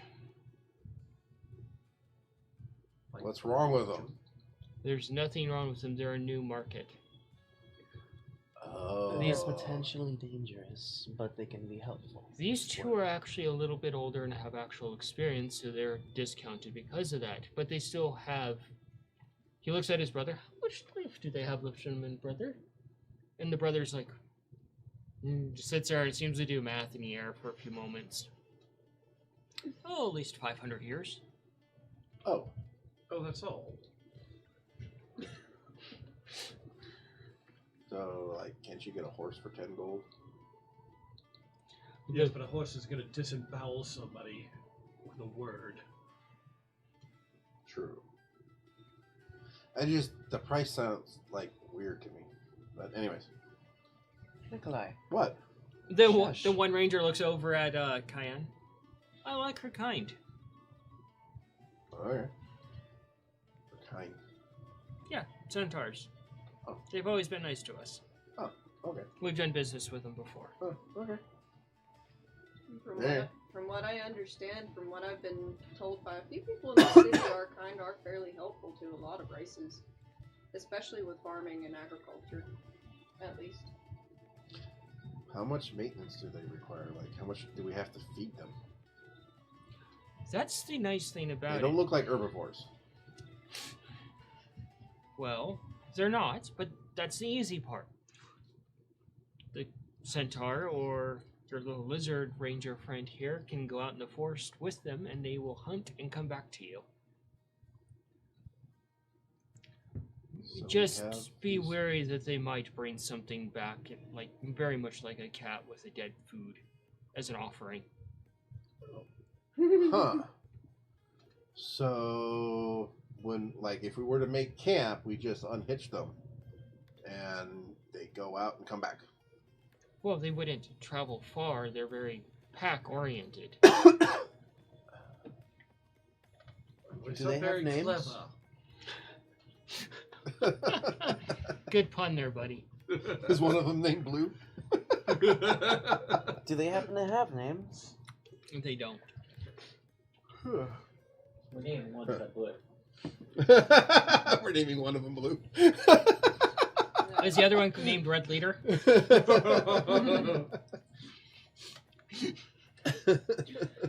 Are So we our parents going to be named Red and Blue? I'm okay with this. So they will effectively fend for themselves, Yes. or help. Correct. Can I cast haste on one? Oh god. Just give them a coffee bean. Is it better for one or get two? It would probably be best to take both of them as a pair. We're getting both. Okay. They're Okay, pack so oriented. at the It might sounds not of be wise to that- separate them. It's you're just trying to let us know that this is happening, not actually have the discussion about whether it's Yeah, happening. or I think you're on the mark there, Mongo. Basically. I'm not. I will not lie Cayenne believes that she can train and work with them, so it And, keeps us protected. take care of them well, and therefore, why not get two? Oh, we might not have to do that watch thing. Oh, something tells me we're still going to have to do that. It's just going to be a little easier. Yeah, I you'll was have looking it. forward If you, to have to being able to work on my shit instead you'd of have having to stay assistance up all night essentially. doing nothing. So instead of rolling normal, you have to roll with advantage. Done. Oh, the famous word that you love so much. We all know I roll like shit. I need all the help I can fucking get. I don't even think I can help you by rolling for you. Yeah, her Not dice true, would you suddenly have. be cursed if she tried to roll for you, Tom. No, she actually has rolled for me, and it's been very high. So siblings, are we in agreement? Does it really matter? I don't think it does. Yes, we're in agreement. How much did you say it was again? 20 gold total, but we cannot do business here on these lands. We have to go out to the road. No. Player to DM. Is that 20 theirs or 20 of ours? 20 of the common. No, they call me old. So Yeah. our golds would just Two be of ours. 2 of ours. Got it. Pull 2 gold out. Don't hand it to anybody. I just have it and just kind of. So you guys head out to the road. You got to do the use for a business. horse? The ranger kind of looks at the other ranger and then looks to Cayenne. Well, you can feed the birds. It's kind of fucked up. He's a good horse. We're in a stable. Maybe we could just ask if she needs to. Yeah, I guess so. We could sell the horse. We could also give the horse to a family that needs a horse more than us. There's that too. Or give the horse to the farmers we got the cow from. That would be a much You know, that's more... not a bad idea. Yes. So you head out to the road to do the business, and they eventually lead you back to the stable. Okay. And Feisty is just still invisible. Tracking them with the floating Nikolai and the floating cape. You never said you put the cape back on Feisty. I never said I took it off. Feisty took it off to get comfy. Like, I fuck. would have put it back on. I've subtracted the gold. I mean, he's Okay. carrying me, so you can track him that way. Yeah. So the rangers lead you into the pen. And the birds immediately just come right up to you and they do a hand motion and the birds just are like almost right up on the party. And you can see the full stature of these things. Yeah. Oh, fuck. I don't want to be eaten. And one of the rangers takes out almost what looks like a flute, and they play a melody on it, and it's a very disturbing melody. For you, it's not so bad, but for the rest of you, it's like really like, what the fuck kind of flute is that? You can do an It's a death knowledge whistle. check. I was fixing to say, please tell me it's like a death whistle. What It's was the that? reverse Song of Storms. Knowledge or history. 21. 21. You listen to this for a little bit, and you're like, "Oh, I know what that is." It is a form of a death whistle, but it's a mourning whistle. It's a whistle played more or less at various funerals, Oh, interesting. and it's known for. From what little you actually know about it, it's actually associated to moon elves to basically mourn the loss of a star. Oh, interesting. It's a very, very, very uncommon whistle, and you're not likely to find another one. And these birds are instantly at attention to this whistle. Like, they're trained for this. And they're watching this ranger, and they pass the whistle over to you for you to actually play it and follow the same melody. I take it and follow as instructed. You can do a nature, because this is nature-based. Moon elf morning whistle. Modified 20. Modified 20. Nice. You play the. Thank God. I don't want to get eaten. You play the melody, and as the ranger instructs you, you add a few notes to it. And each of these notes represents your sibling. And these birds are just going around to each of you. And you can tell that they're carnivorous, like predatory birds, because of their breath. Oh. But they're like right up on top of you, almost kind of like, how a cat opens its mouth in a sense. But bobbing at you, and you can see how razor sharp their beak is when it gets close to you. You can see standing her ground Freaking again. terrifying. you can see like the curves that come to like a fine point, almost like a serrated bread knife. That's terrifying. And they're Absolutely just terrifying. and they're just kind of, rustling around each of you, and then they just kind of stand at attention. And how you seen them kind of defensive towards you, they kind of become that kind of defensive towards the two rangers. Huh. And when the ranger snaps his fingers, and the birds kind of look at him a little bit, and they're still respectful of the two rangers, but they understand that the ownership has been passed on.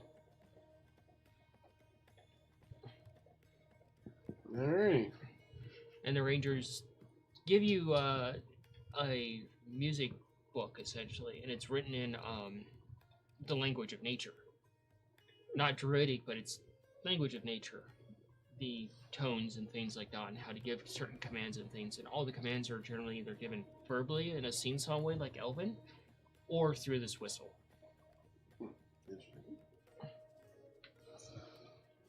So they're friendly to us now? They're still standing their ground. They're about as friendly as they're going to get around people. So, like, we can approach them? Yeah. Can I get off of Feisty pretty easily, or will I need Feisty to let me get off? You'd have to have someone get you off. Feisty, let me down. Feisty just baps you off. And you land right in the dust. That was rude. All Well, right. you did tell him to punch it down. I'm going to go over to him. You walk over to the thing, and the thing is just staring down at you. And you can see the, curved razor-sharp claws on each of its toes. So this thing's just a chocobo and a raptor had a baby. Essentially. I will reach over and I will touch its claws. You touch the claw, and the bird's just watching you.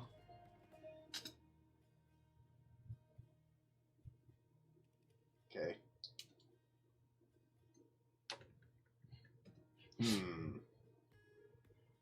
I don't have any of my gear on. Would Mage Hand work so that I can get up on top of them? I want you to roll an intelligence. Okay. Terrifying. Yeah, not bad. 16? 16. You mull this idea over a little bit and you come to the conclusion that these birds aren't meant for writing. Okay. Because There's Well, no really way to... there could be a way, but you looking at their feathers, Mm-hmm. and those feathers could be almost like passing paper cuts. Oh, While they that's pretty cool. seem fairly soft, they're They're not. Because I'm closer, I can see that. Okay. yeah. You're like Alright, well...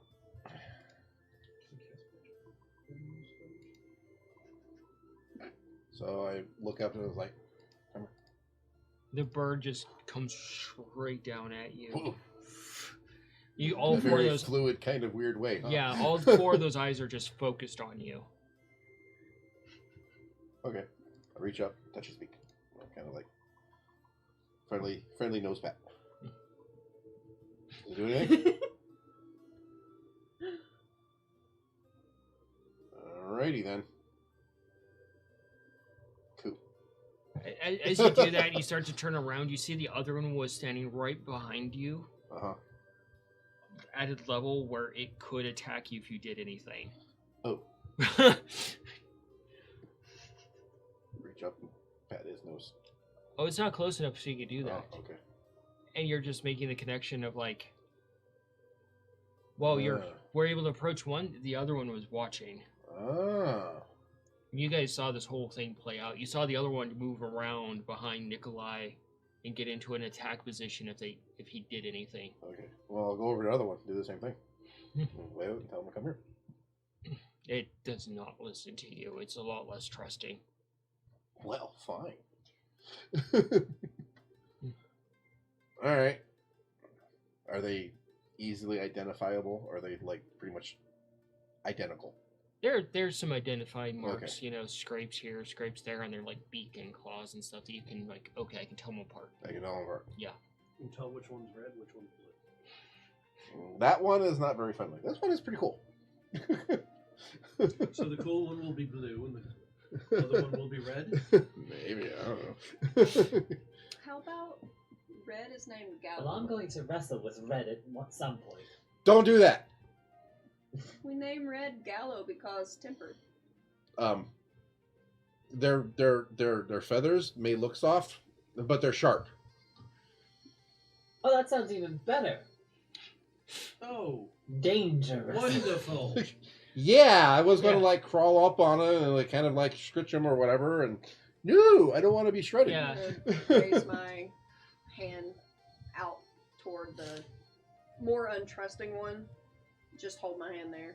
You hold your hand there, and much like a very, you know, snarky like kind of horse comes over, just pecks at your hand. Not hard enough to actually draw blood because of the kind of beak it has. It just like pecks at your hand.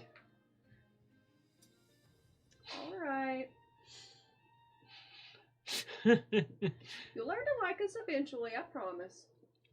But the I want rangers. to do something stupid, but I don't know how stupid it is. Just do it. Just go If for it's something Augie would do it. It is something she would do as like a bonding thing, Oh god, you're gonna hit it with your hammer. but she looks at Cayenne first, and she just kind of bobs her eyebrows and like juts her head forward, as if asking, "Hey, I'm gonna headbutt this one." Oh. Augie, if you want to do I that, didn't hear your response, Desi. Augie, if you want to do that, let's please move away. Hello? Can you not hear us? I can't hear her. What? She's right there. You can hear me. I can hear you. I can hear Mai. Can you hear Tom? Hi. I heard that. How Hello, could you this not is hear me? this is me. Now I can hear you. Okay. Wow. Wow, that was fun. That was Okay. weird. The joys of streaming and technical difficulties. So yeah, Soggy, if you want to do Anyway. that, let's move out a little further. Be a good idea. I look over at the Rangers. Are they going to kill her? The ranger's like, don't think so, but we do need to teach you how to put the barding on them. Oh. Augie's gonna just go to the. She's gonna go to the obstinate one, Oh no. arms out, God. and she is just very slowly and as non-threateningly as possible approach the grumpy bird. It just stands its ground, not moving. Fantastic. She's going to put her hands on either side of its head and gently pet. Anything. The bird's just watching you still, and you can feel how like these feathers could be like almost razor sharp. If you went the then other She way. is going to headbutt. You, She does not have her helmet on. No. as you headbutt this bird, it goes down with the motion to absorb it, and immediately to the back of the head, you feel the other bird land on your shoulders and headbutt you forward into the ground. Brilliant. And they both She said, just rolls over, pumps her fists. I like these birds. and the bird puts one of its massive feet on your chest, and just Oh! She gives the foot a pat. Like she grabs the foot with one hand and then she pats the foot with the other.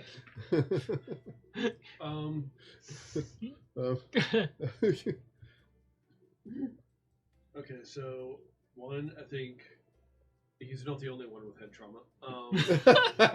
Two, is this safe? the rangers are like, well, she's not dead. Alrighty. If birds wanted to eviscerate her, they could, without much effort. Yeah, Augie, from your point of view, with this massive like foot on your stomach, you could see how easily they could just end you. Yeah.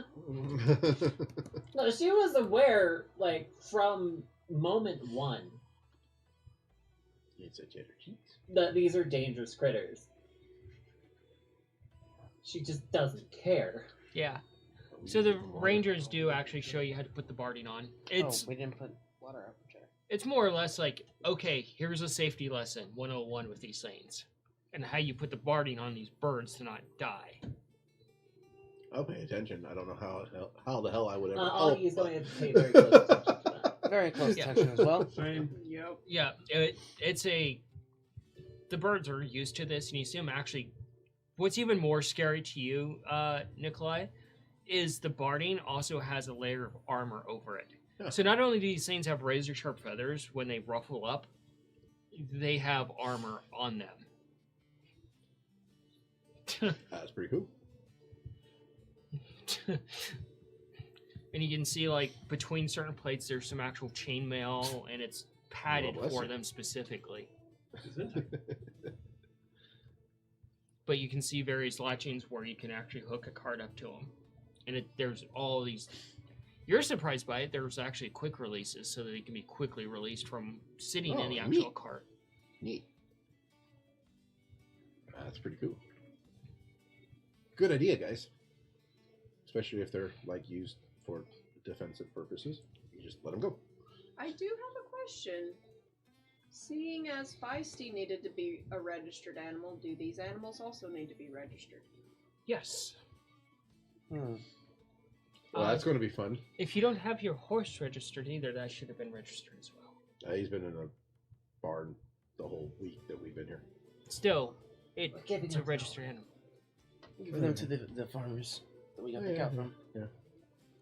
So, you've acquired your 2 death chickens. Death chickens. Dun, dun, dun, dun. And Death chocobos. you're heading to Pulse? Okay. I'm probably gonna stick around with these rangers for a few questions and maybe pick up a couple tricks. Has the time passed for my meeting with Audrey again? Oh, you've been there pretty much all morning. It's getting into the afternoon at this point. So yes. It'd probably be a good idea. Go check Okay, in. that's what I was asking. Let's see. What are you doing? Gonna get the birds registered. Okay. You're sticking around with the Rangers for a little bit. Augie, what are you doing? She is going to go pick up her tools and actually start fabricating the parts for Nikolai's new gyrocycle. Okay. So, you get ready to head off, and you head off to Pultz's place, and you get there, and you see two people about Pultz's sizes, and they're out front of Pultz's places, and they've got pointy hats on and robes on, and one of them's, and you can, as you get closer, you can tell they're two goblins, and one of them's like, potions is better. The other one's like, no, spells are better. And the other one's like, potions are better. The other one's like, wands are better. And the other one's like, no, potions are better. And the other one's like, the size of your stick matters. Bigger wand, bigger explosion. And the one is like, bigger potion, quality explosion. And the other goblin is like, how you carry big potion, you're round and small like me. And the other goblin's like, and the goblin's just like, flying carpet carry big potion if need be. Carpet bombing.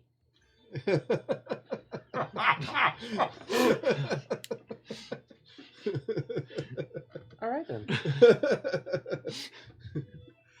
Wait a minute, carpets fly? If I was there, I was like, Yep, I want to do that now. Mongo got a new goal. I've inspired terrible habits in Mongo. But you see them just staying outside arguing. You see one has robes that have singes all over them, and the other one has patchwork robes. And but yeah, what do you do, Mongo? Try to nonchalantly kind of eavesdrop a little bit just to hear some more of their back and forth, but eventually go back and go into Pulse. Yeah, you head into Pultz's place. And Pultz is there. And she looks over at you. They still arguing? Oh, those two wonderful ones out there about potions and spells and sticks and all. Yep, they're still arguing. Oh, one of them mentioned a flying carpet. Outside of your price range. Fair enough.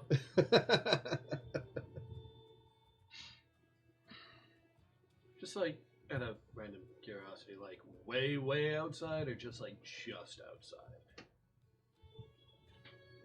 Why didn't you go to school first? Yeah, that's the plan. And you hear outside the door, and you hear him just like, well, let's duel it out. And Pulse just gets up, walks outside. You hear her yelling at them for once. Oh, fuck. And she comes back in and closes the door. While she's gone, I make sure that my hands are very clearly visible for her scaly little friend. Okay. She eventually does come back in, and you hear them kind of, wander off a bit, arguing amongst themselves about which one is better. And Pulse just looks at you. What brings you in? Oh, came in for a couple of things. So, a fighter walks into a bar with a wizard and a bard. They sit down and have a drink. They're like, well, that was a fun adventure. And the table says, yes, it was.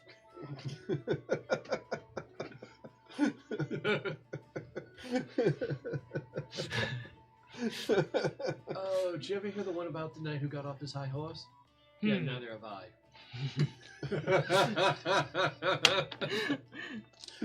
Oh, God, the jokes.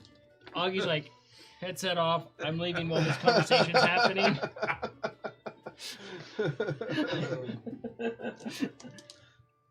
Water.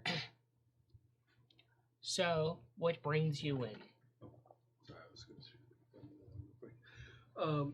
to Well, I was down at one of the stables, and the gnome who runs him, whose name I completely spaced on. She wrote something down on a piece of paper, and then she kind of threw it in the air, and it flew off. And she said that was some sort of a spell that a lot of people learn, and that seemed to be unbelievably handy. And Pulse just kind of smiles a bit. And she goes, she rummages around a little bit on her table. And she finds this scroll that looks like it's been through better times. You can see coffee stains on it. Some stuff has been spilt across it. You can see that there's like been chew marks on the scroll. From Bolt, so yeah. And she rolls it up very bit, and she holds it out to you. 10 gold. And you get it. I give her one of ours. She takes it. And you've acquired the spell message. Woo!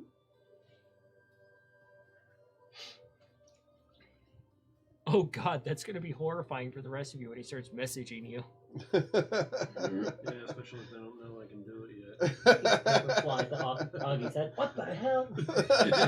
A paper crane just a little like cat origami with wings hits you on the side of the head. Oh, I'm stealing that. made out of what looks to be a card. I'll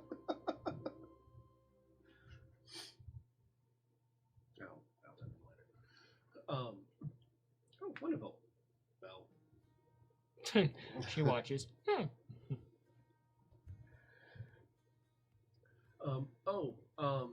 There's something else.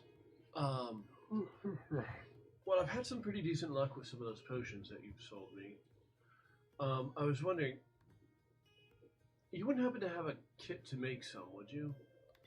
She goes in and she rummages around her shop a little bit. You hear her knock something over and she's like, oops. She's like, clean that up, will ya? And you see a broom shuffle by you.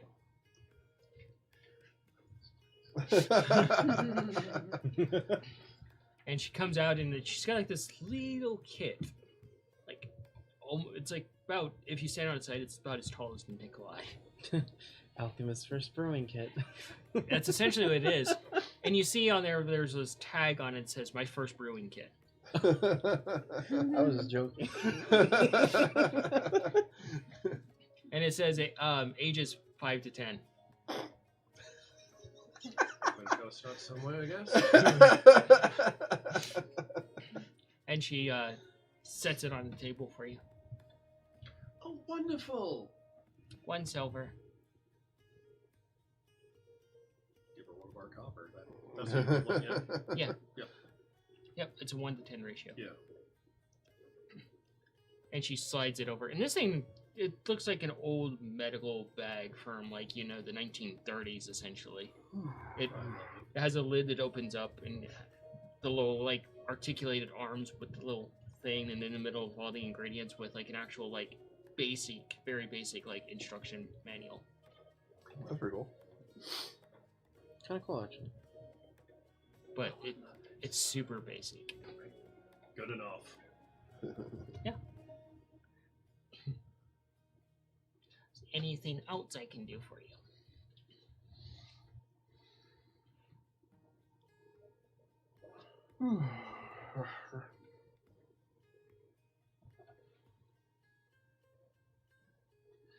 Do you have any other spells that would be good for a beginner?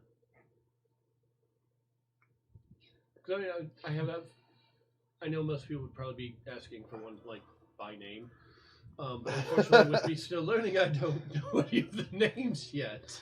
Do you have any recommendations? If I had a book in front of me, I'd throw it at you. That's fine. That is fair. But alas, all my ammunition is on the shelf. I'm kind of happy about that. I'm totally willing to accept no for an answer. I could always get the whatchamacallit? That's true. You could. The giant D20. Not where I thought that was going. Also bad. It's just a giant metal D20. Yeah, giant and metal, and with your aim, it's The gonna end silicone very one that badly bounces. for me. Oh, that one's awesome. Let's be honest, her aim's terrible, but it always hits exactly where you least expect it. Yeah, Yeah. that's why her aim is terrifying. You may want to move cheese. Oh, he's all on the microphone. Hi, buddy. Yep, you can stay there because your head's not fat enough to move that. Yet. Well, the more airtime he gets, his ego's gonna get out of control. Yeah, because cat, cat thing. She goes and she starts roaming around a little bit, and she's looking around, and she's like, huh. She's like, nothing in stock right now. That's that. She's like, well, I should have a new shipment in at the end of the week. Not sure I'm gonna be here at the end of the week. Oh, We're looking at heading off to the next town. Well, actually, you know what? That's something we have to discuss. Exactly which town to go to. safe travels. Hopefully. And if I don't see you again, just know you've been instrumentally helpful and Well, absolutely wonderful. You can always come back and visit. This is true. Probably will. Don't be stranger unless you get stranger. My family thinks I'm pretty strange. At least you're not a doctor. Oh god. Anyway. That would just be madness. So, hopping over to you, Scabbard. Okay. So the Rangers are just there, and they watch the siblings wander off and watch you stay behind. Hi, I actually had questions. A couple of them, probably important, actually. The Rangers look to each other. Uh-huh. Well, we're fairly new to the region itself. We don't know much about it yet. Is there anything of importance we should know about the surrounding areas? Aside from what this map says? Well, you should probably watch yourself at night due to the Wandering Hag. Of course, we've all heard that story. There are rumors. There's actually someone currently in town you might seek out. They're staying at the tavern. That has brought a quest forward about a bandit group that is traveling the forest. We may have already dealt with that, but it's worth checking out. They're abducting children. Okay. Well, that is definitely cause for concern. Okay. Take out my notebook and write this down real quick. You mean your crayon and scribble pad?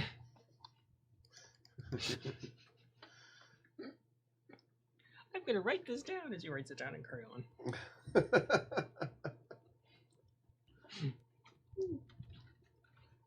What is this note? Did a second grader? No, just Gabbard. Okay. And you said they were staying at the tavern. Do you happen to know who or what they are? They're a fire ganassi. What is that? Are they traveling with 5 kobolds? Why don't you go find out? All right. Not hard to miss. Another question. I I don't happen to know very much about my own kind. I don't suppose you have to know anything about the gemstone variety of kobolds, as apparently what I've learned were called. Not really. Perhaps the information broker in the main city could help you. One more question. I don't know, it's a long shot. Do you think you could perhaps help a fellow ranger learn a little bit more upon spellcraft? I don't really know much, and I'm still learning quite a bit myself. They look to each other a little bit again, and they're like, sure, we can spend some time with you on that. Okay. And they lead you out of the city. And what's really more a little disconcerting is you really haven't seen their familiars at all. Their companions. But as you leave the city, you have a feeling you're not really that alone in the sense of with these 2 rangers, their companions are probably waiting in the shadows somewhere. Probably. Make sure Feisty's always nearby. So, you spend some time with the Rangers to go ahead and pick up a few spells. I'll get those to you in a minute. Okay. Let's see. You talk to Pulse, and you're heading over to talk to. Well, I was going to get my machine and then go to Audrey. Okay. Audrey's. Okay, so you make your way to the front gate to pick up your machine. Mhm. So you get there, and you just see that the guards are there, and they're just going about their business. And one of them looks over as you walk up. You guys took my machine. The Well, guard's back, like, please. the guard's like, "Oh, it's you." Yes. Okay. And they come out. The guard comes out with your machine in his hands and just almost not graciously just drops it on the ground. There you go. Thank you. I do give it a once over to make sure nobody messed with it. It's fine. Okay. It has some graffiti on it from probably a goblin kid, but that's about it. All right, head over to the Tinkerers Guild and speak to Audrey. Okay. You're heading off to the Tinker's Guild. It'll take you some time to get there. Augie! You're heading to Yeah. the blacksmith, yes. Yes, Augie is heading over to Crumbs to, 1, pick up her tools, and 2, ask if she can use part of the forge as some space to fabricate some pieces. Alright, you head in, and Crumb is, of course, there working on things. And he turns around and he kind of, does his usual finger tappy thing. And comes over to you and then heads off to the side. Comes over with like this, it almost looks like a flute case, but a little bit wider. And he sets it down in front of you. And it's a very nice, elegant oaken box with reinforced strapping across it. And you can see that there is like runes that basically lock it shut. And he just stands there waiting for you to inspect it. He steps up, very gingerly opens the box, takes a look at all the pieces inside. All the pieces are actually rather beautifully crafted. It's a little bit different than you're expected. The pieces themselves, you see that there's a handle for like the various things, and there's nothing attached to the handle, which catches you a little bit off guard. But along the top part, you see the various heads that can be attached to the handle. Oh, okay. Gotcha. So it's basically you can put the pieces together as you need it and lock them in place. So it's a lot more portable and less cumbersome. And you can see they're made out of like very, very good materials. It's almost the interlocking pieces are almost like a Damascus type metal, and you can see a little bit of a hint of mithril in there for reinforcement. Brilliant. And you're gonna go ahead and test one. Actually, she was going to test them by using them to start fabricating the metal bits and glass bits for Nikolai's new machine. Okay, so you ask Crumb for a space to basically go ahead and start doing your blacksmithing. I almost said tinkering there, but Crumb walks with you out to basically a shed, and inside is really old blacksmithing stuff, old school, what you're more used to, essentially. Mm. Any emotions that you can go ahead and use this space. Brilliant. For materials, though, it is 30 gold pieces, though.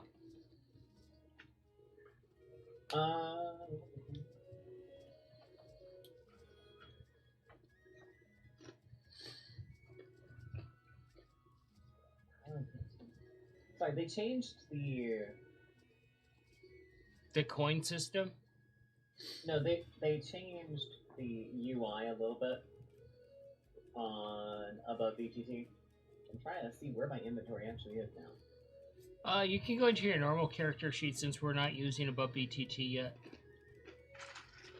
True. That'll be for when you get to the next location. Oh, What? there we go. Got kind of nervous for a sec. Roll initiative. Battle map's drawn up. Oh, fuck. Don't worry, it's just a baby Tarask.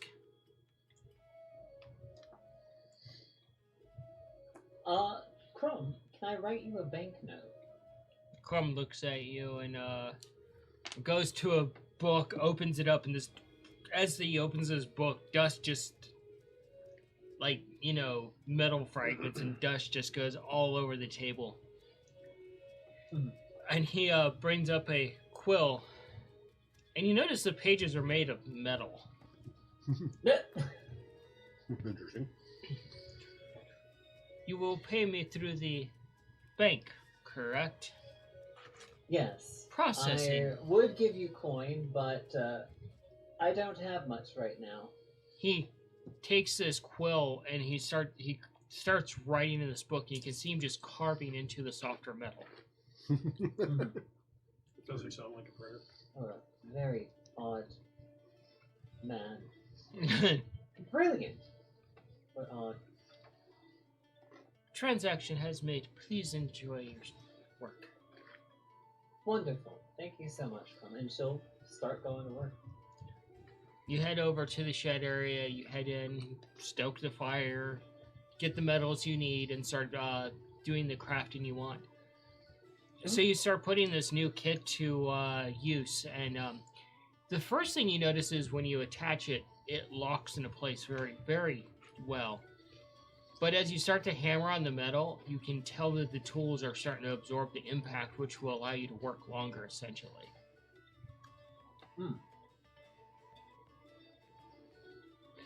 So you're going to go to work and be there for a while. Go ahead and roll some blacksmithing checks for me. How many hours are you going to work? Basically until her siblings come get her. All right, that could be a few hours. Yeah. So go ahead and roll. I probably think about they'll probably knowing your siblings. Didn't we have a fifth? Probably about 4 hours. So roll 4 blacksmithing checks and Got 4 it. con checks. Or no, 2 con checks. Sorry. And we're gonna swing over to Cayenne. Going to get the birds registered. All right. You head back to the familiar location where. Because of the masterwork tools, does she get advantage on the blacksmithing? Yes. Okay. So you head over to get them registered. I would assume that they would need to be with me, just like how Feisty needed to be there. They do not because they're a specific kind of animal. Oh. And yeah, you get to see the same person, and she's like, "Oh, you're back." Yes, I need to register a couple more beasts. Okay. What are we registering? I don't remember what they were called, so I explained to her the animals, and that I need to get both of them registered. And she presses a small bell, and it's a chime that echoes throughout the entire place. She waits a few moments, and eventually a new person actually comes in, and it's a very elegant, like, Alkin. And they have very elegant robes on, and they look at you and they're like, "Cool. Oh, old joke. You're to register exotic animals. Yes. Okay. That will be 100 gold per animal. I will take out the 200 gold from what we have to hand over to register both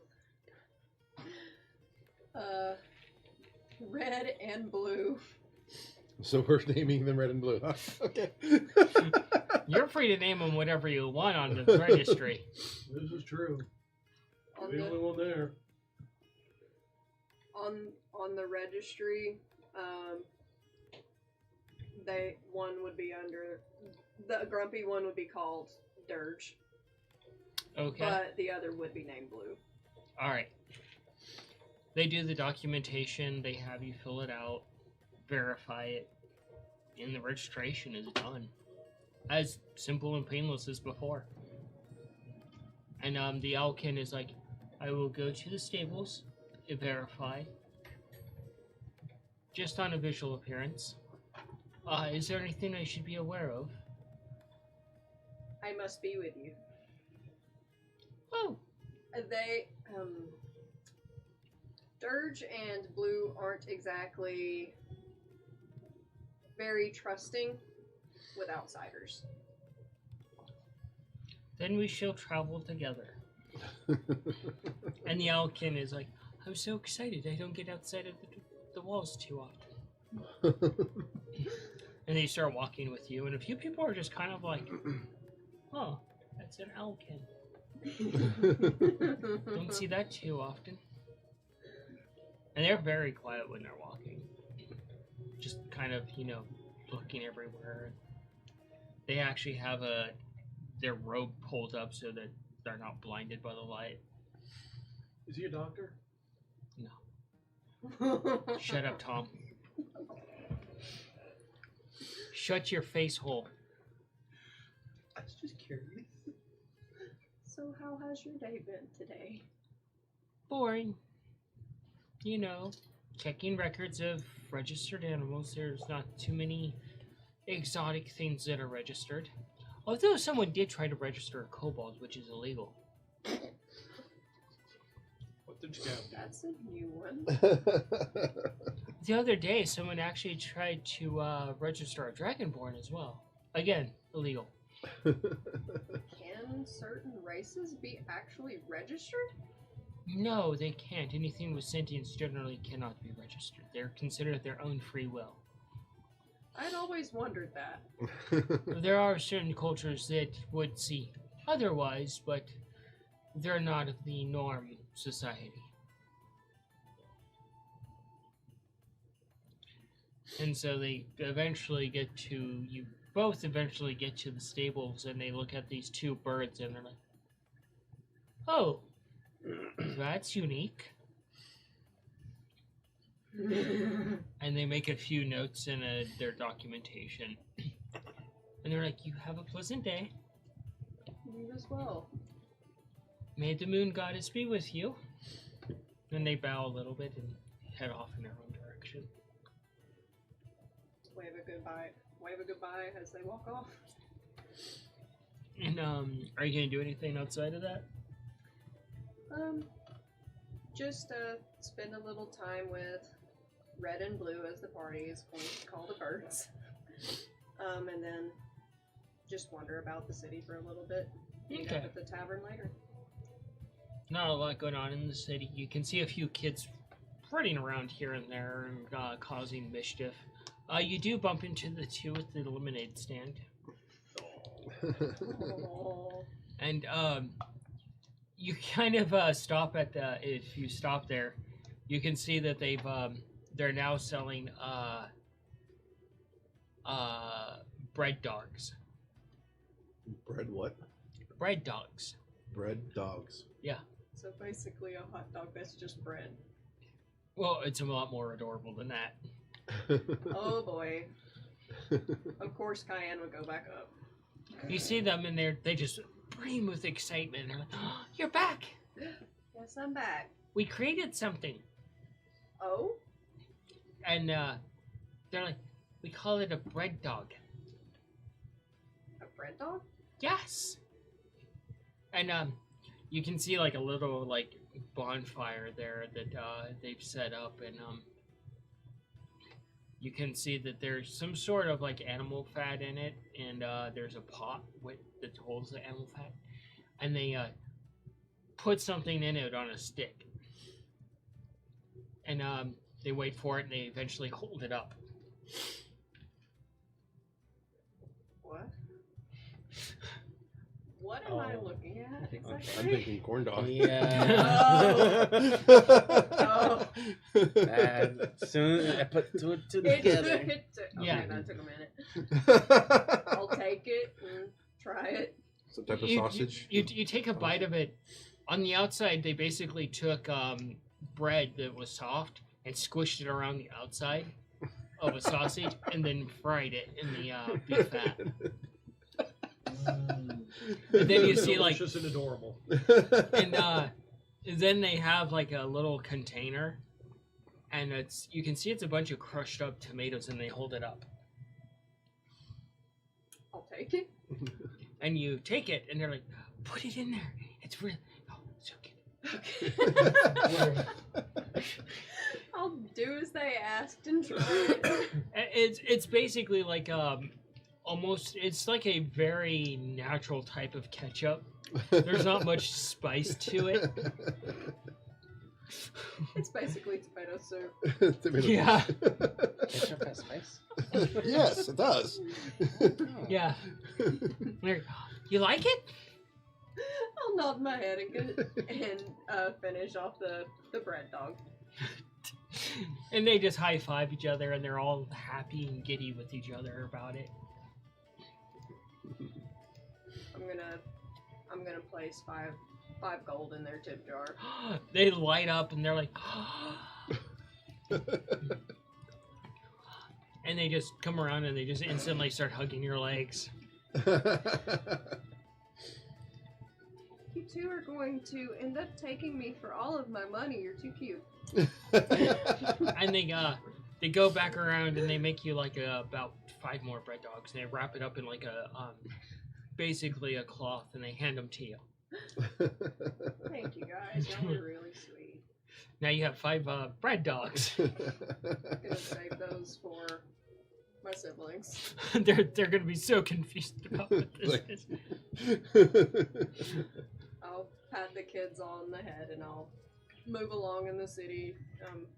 Eventually make my way with one of my siblings. Bump into him at some point. Okay. You get to the Tinkers Guild. Mhm. Yep. Yeah, do I see Audrey there? Yeah, she's there. Oh. Hi, Audrey. She looks over. Oh, hello. Hello. So, got any So, information? for Cinnamon. Cinnamon? Yeah. Yeah, she's in another city. Well, you said we're going to find out what city it was. Oh, that's right. Yes. Let me look that up real quick. And she just kind of starts going through the scrolls, and you see the lizard folk is there as well. Oh, the this- one that looks at you, and he's like, the lizard folk looks at Audrey and says, "But it's delicious." Audrey's like, I will fight back, Viz. Are you sure you want to do this? Audrey's like, I don't think he's food, not to be rude, but he's a little scrawny, might be a little chewy. And the lizard folk looks over and kind of like hisses a little bit and is like, poor meal. Unfortunate for my stomach. You know, there's places that serve food for people to eat there, Viz. And Viz leans forward and looks at you, still out of range, and says, I love to taste the fear in my prey. Back off.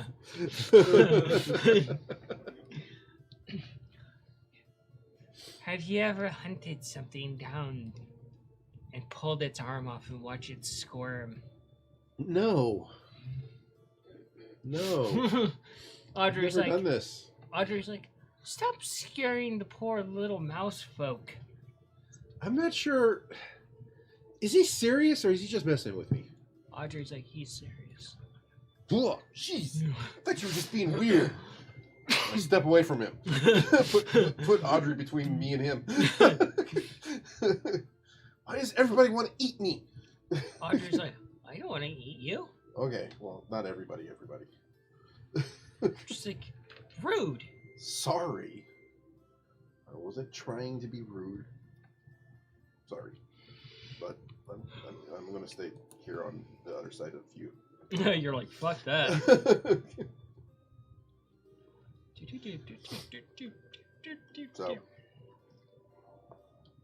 So apparently my machine is way too loud, guys.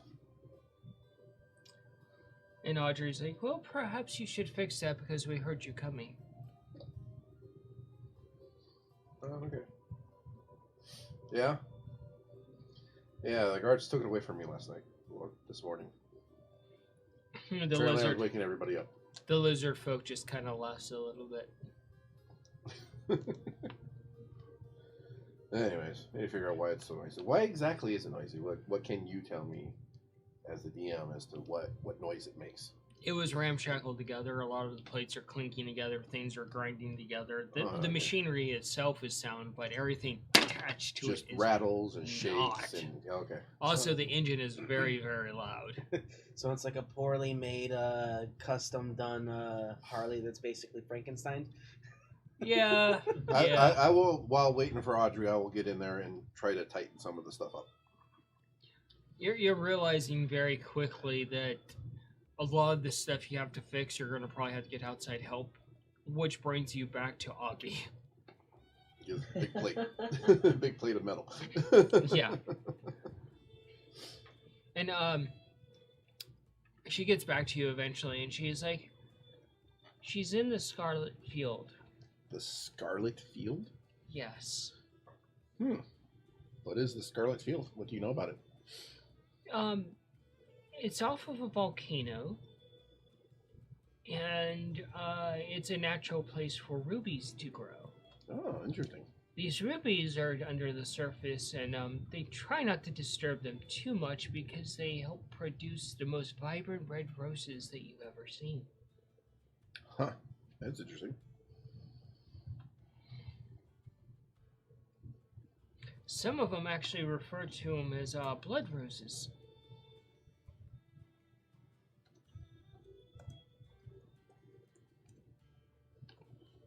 Alrighty. Well, Bandit did seem quite excited to hear that Cinnamon is alive and well. Well, that's good for him. Maybe he will evacuate to there and be less of a nuisance to the rest of us. It's not that bad. The lizard folks like, even I wouldn't approach. Huh. He treats me quite Well, well. lizard folk. Even I wouldn't eat him. Well, he's a ghost right now. That's what a straw's for.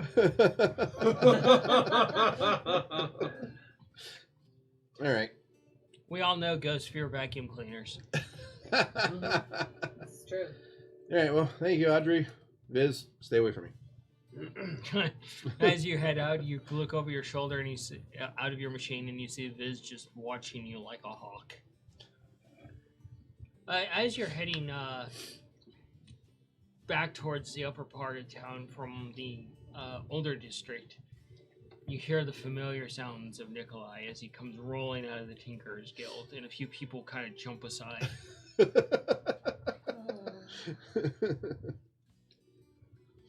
So, head over and tell Bandit what's going on. What I find out. Well, that's jumping forward. Are you going to approach him at all, or just let him wheel right on by? No, that's what I was going to do. So, I don't. If he's going at a decent speed, like he's heading off to somewhere, I'm just gonna move out of his way so he doesn't roll into me. well, if I come across her, I'd at least stop. But You're rolling out, and you're kind of at a slower pace when you come out of the door, but you're still startling people. mm-hmm. And I you kind of like this. They won't step on me. you kind of zoom a little bit forward, and you instantly recognize the legs of a familiar person. Oh, ready to stop? Check. Oh, hi, Gagan. Hey, How are you? I got red and blue registered. Red and blue. Death chickens. Oh, you named them red and blue. That's what everyone seemed to call them Oh, okay. on their I red thought one was dirge. on the registry. It's dirge, but for our sake, the grumpy one is red, Mhm. the nice one is blue. Okay. So, would you be willing to take me to that old lizard lady? Yes, but only after you fix your machine to where it's at least quieter, because I don't think she would appreciate the noise. I don't need to take it with me everywhere I go. That's true. But Unless you it's- don't want me to ride alongside you or on your back or whatever. I was fixing to say, you wouldn't need to take your machine into the older part of town because that's where a lot of the older residents reside, and the noise would be rather a nuisance and may get you in trouble with the guards again. Okay. Yeah, it's all rickety. We didn't put it together very tight. Alrighty. I believe Scav and Augie may have been working on revisions. Oh, it'll be interesting to see what they say. That's cool. Because I noticed they were doing a lot of, like, improvising and a lot of plans on their papers. Yeah, Augie was working on something. She fell asleep into it last night. Some of your plans, Augie, are a little hard to read because you have your face print on them. So that's how you know they're good plans. I got to make one more stop at the Little People Bar to tell Bandit the information I have, but then we can go back. Did you say you wanted to give that horse to those farmers? Yes. So you're going to head down that way because he mentioned the Little People's Bar where there's lots of tinkering and noise. Yes. So where should we meet? But I know there's going to be a few minutes. Where is Kinzinus? she's in the pavilion in the center of the older upper part of town. Okay. Any idea if that's maybe on the way or anything? No, it's the opposite direction. Opposite direction. Okay. It's the direction she came from. Okay. So there's the Tinker's Guild here, then it curves around the central building, and it goes off that way to where she came from. Where you're going is this way. Okay. All right. So meet back at the tavern in an hour or so. That seems like the best bet. Okay. You'd be able to at least keep your machine safe there. Okay. Alrighty. See ya. Bye.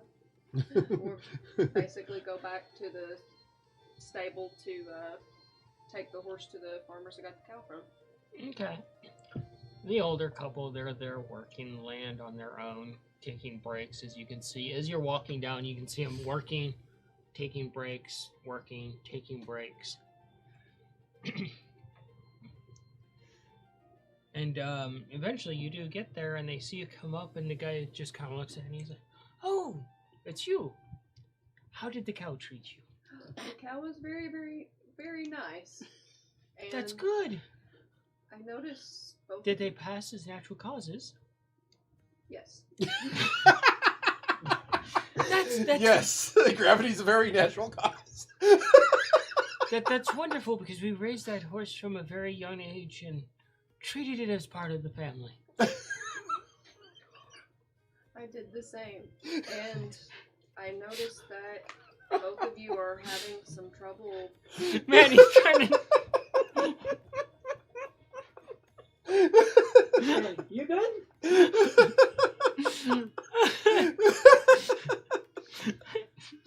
Holy shit!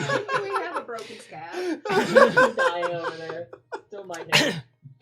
I noticed that both of you are having some trouble working the land. Oh, we haven't been able to get a replacement for the cow that we had sold to you, and we've kind of had to take on working the land on our own.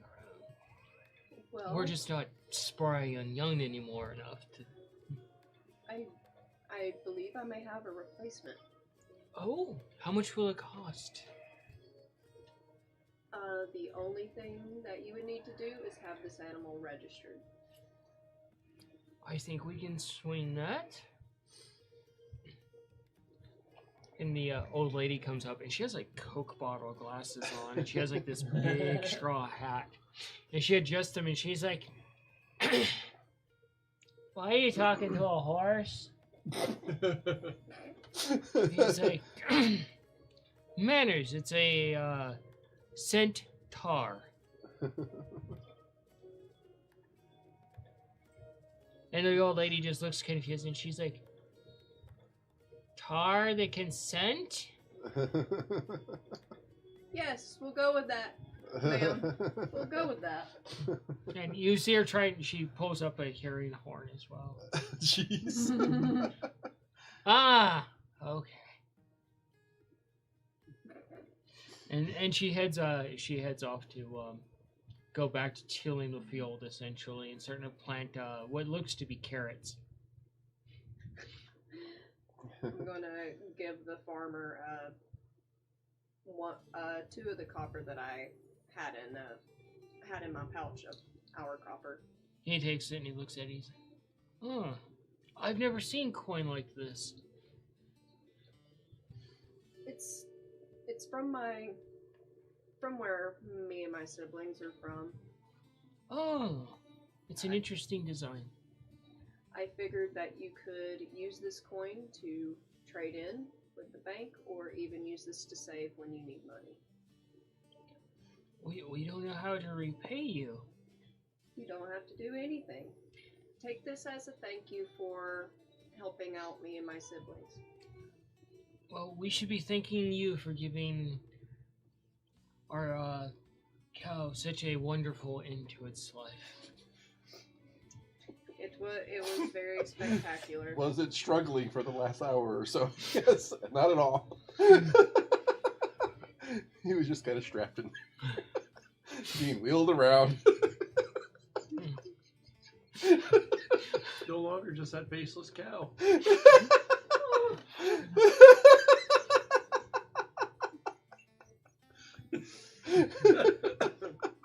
You make me feel bad for Jingle now. That was the cow's name, by the way, Jingle. Okay. So he takes the copper and he gives you a very, very warm hug. And well, we will pick up the horse, but we have to get back to work on the field for the day. We thank you very much. Of course, it is no problem. And As you're walking off, you see the old lady pulling up a weed, and she falls on her behind. And she does it. I'll go over there and help her up. And she gets up and she's like, "Oh, you're strong like an ox."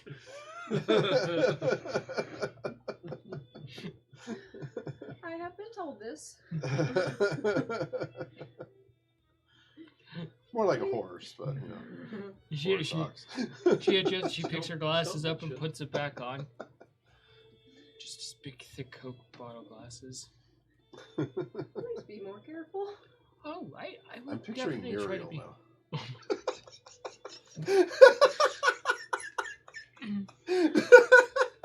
Oh, here we go.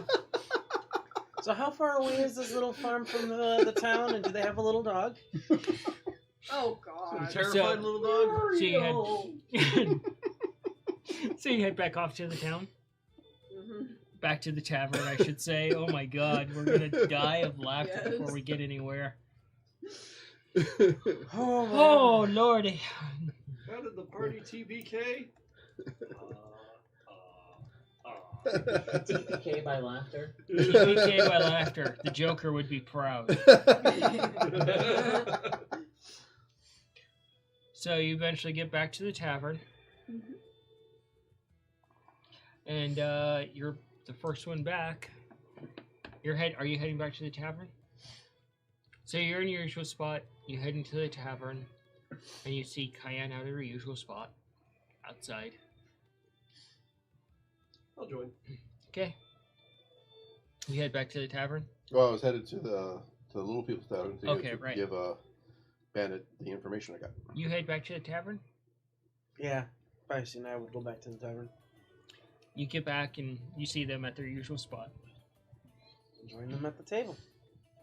It's outside. It's the outside section. Oh, the outside, so I'll Yeah. join. Patio smoke deck, quote unquote. You get to the tavern. Walk in, take a look, see if there's anybody there that, I'm more interested in, I'm definitely interested in seeing Fleck and her brother to just say hi and show them my new machine. All right. Do I see them? Do an investigation real quick. Feck and Guff. This one has been rolling pretty good for now. Ooh, not bad. I would have laughed if that was a 1.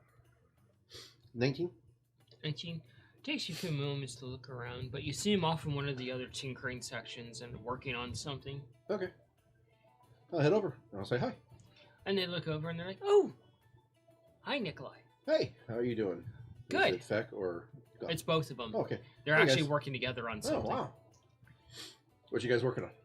They move out of the way and they present it, and it's a terrifying thing even to you. It's not fascinating. This thing is terrifying. So, it's got like a thick, like almost suitcase-like body that's slightly rounded, and you see it's got like 4 mechanical legs on it, and the head of it looks almost like you've only seen it in books, like a shark. Okay. And you see like 2 pipes coming out of like the back part of it, and the top of it swings open, Okay. but you can't make a heads or tails of what this is yet. What is this?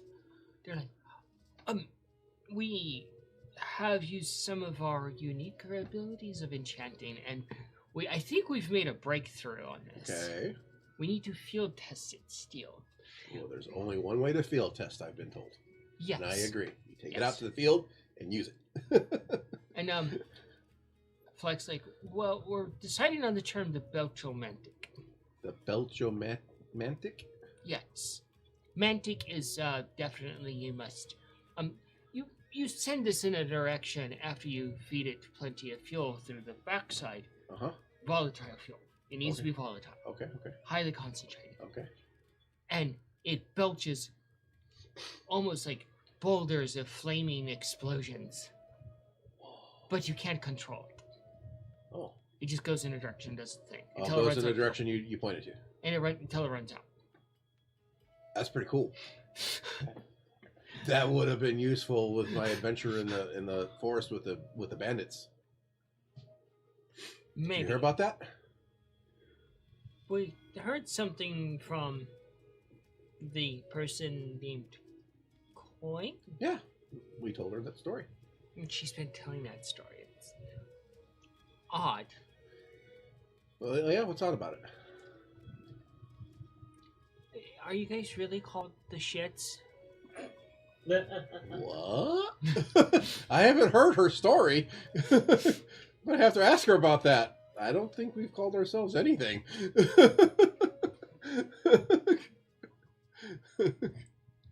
Oh, the dirty looks from Tom now. I'll get back to you on that one. I have to find out why she said that. That's weird.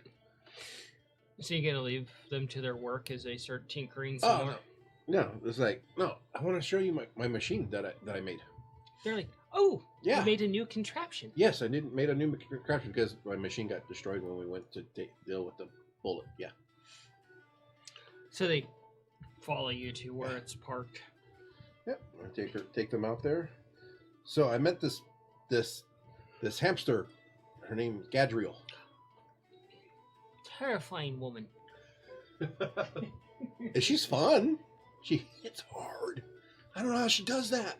I once saw her arguing with a kobold tinker, and she punched them into a wall and left a small crater. Whoa, how did she do that? But she helped me make this. So, voila. They're looking at it like, crude. Very crude. Yeah, we kind of slapped it together. You know, the two of us being small was really difficult to get the plates on there. But I'm sure my sister will be able to help me soon to clean it up. And apparently, it's really, really noisy. They look at each other. So that's what that noise was. Probably, yeah. The bard that was playing inside was complaining about the noise. Okay, gotta get that fixed. I mean, it's loud. I didn't think it. Maybe it just resonates loudly or something. I don't know. Thing rattles windows, man. It's very angry. So, anyways, guys, I've got to go talk to Bandit. They're just kind of nod, and they head off in their own direction and start working on the Belgiumanic. Belgiumanic. Thing sounds terrifying. Walking suitcase shark head that burps fireballs. And you can't control it. Freaking awesome. You just point it in a direction and it goes. Yep. How to cause the maximum amount of chaos in the shortest amount of time. Yeah, so Well, then- they are fairy tinkerers. Yeah. Leave it to the fae. And you hear one of them from across the way. Oh. And you pause for a moment. I heard about this instrument called bagpipes, and we could attach that. So what? Bagpipes. Bagpipes. Wow. You That'd be can start funny. getting ideas from his journal. Tell me I'm fucking wrong. Tell me what? I'm fucking wrong. On what? So you go in and Never. he's there working. Okay, Hey, maybe Bandit. And he looks over. Oh, good boy. What you up to right now? And you see that he's fully dissected the dead version of himself. You can just do that? That was you. He's like, how else do you figure out what's wrong with it? I guess you got a point. Yeah, I honestly think that if doctors could dissect themselves, they would probably. Yeah, about that in the olden days. How do you think some doctors discovered some things? Yeah, I guess so. So, you got the information you're looking for. He just perks up instantly. So, you excited? What are you going to do when you go see her? Well, what else do? You greet somebody. You excited about seeing her again? How long has it been? He just thinks about this. I don't remember. Not remember. Yeah. And he goes over to this old rusty briefcase that you swear if you touch any edge of it, you're going to get tetanus. He opens up and he pulls out these really long, dead bundle of flowers. And you see a tag on there and it says to cinnamon. Like these flowers are just almost ready to turn to ash. Yeah. You should pick up some more flowers when you go see her. Good idea. So, anyways, I heard that she is in a town near the Scarlet Fields. I will have to consult the map.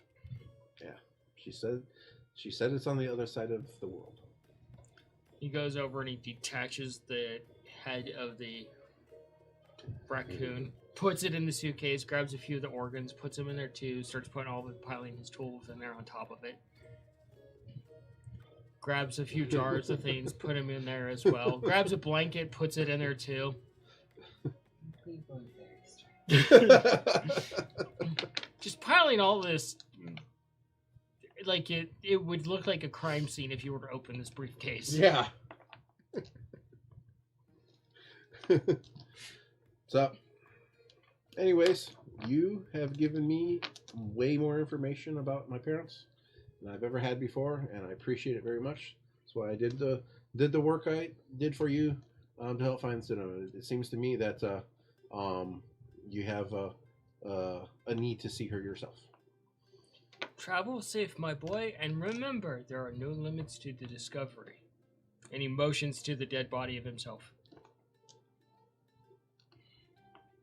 Okay. And as you're doing that, you see the hand trying to climb a rope. How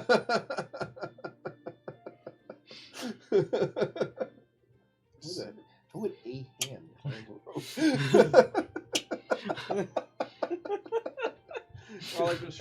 strange form. I love how everybody's trying to figure this out at the table. It would basically be like this, one finger at a time, and it would just not look right. Yeah. It would also take forever. It would take so long. Let's cast haste on him, then take half of forever. So you see him start tinkering on something else. He goes over and he pulls out like basically a bone saw and starts cutting off the feet at the ankles from the body. All right, Bandit. I'm gonna leave you to your stuff, man. This is just getting too weird for me.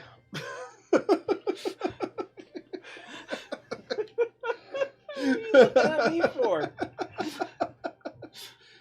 I hope you have good travels too. Everybody's just like, what the fuck is going on with this character?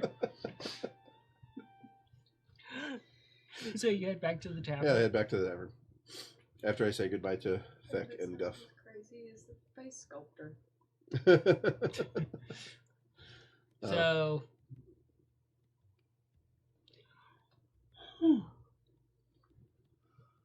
Augie, Yes. yeah, hours go by and you can see outside of the shop where you're working, the sun is kind of coming to a close to the day. The light of the forge, basically the only sunlight you have left, essentially.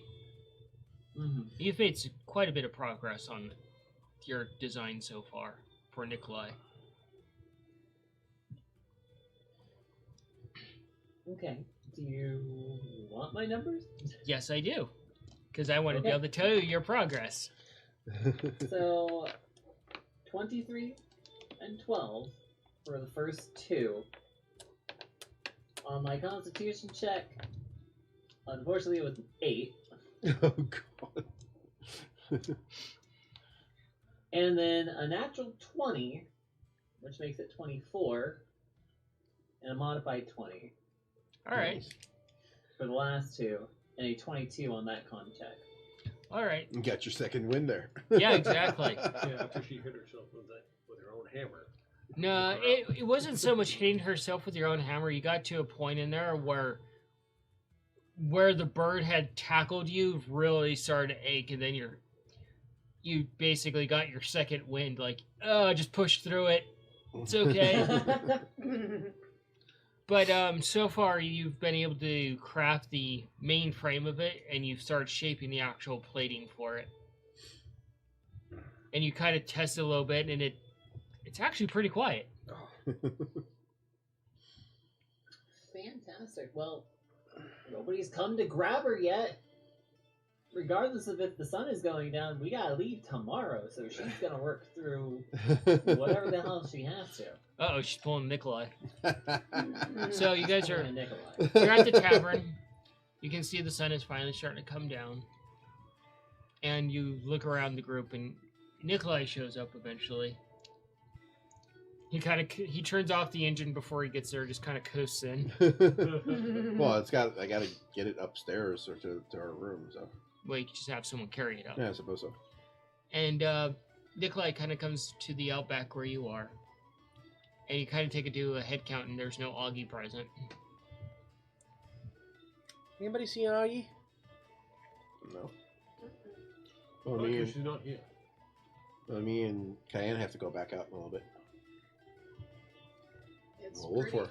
it's pretty late. I don't think the lizard folk's gonna be at her shop.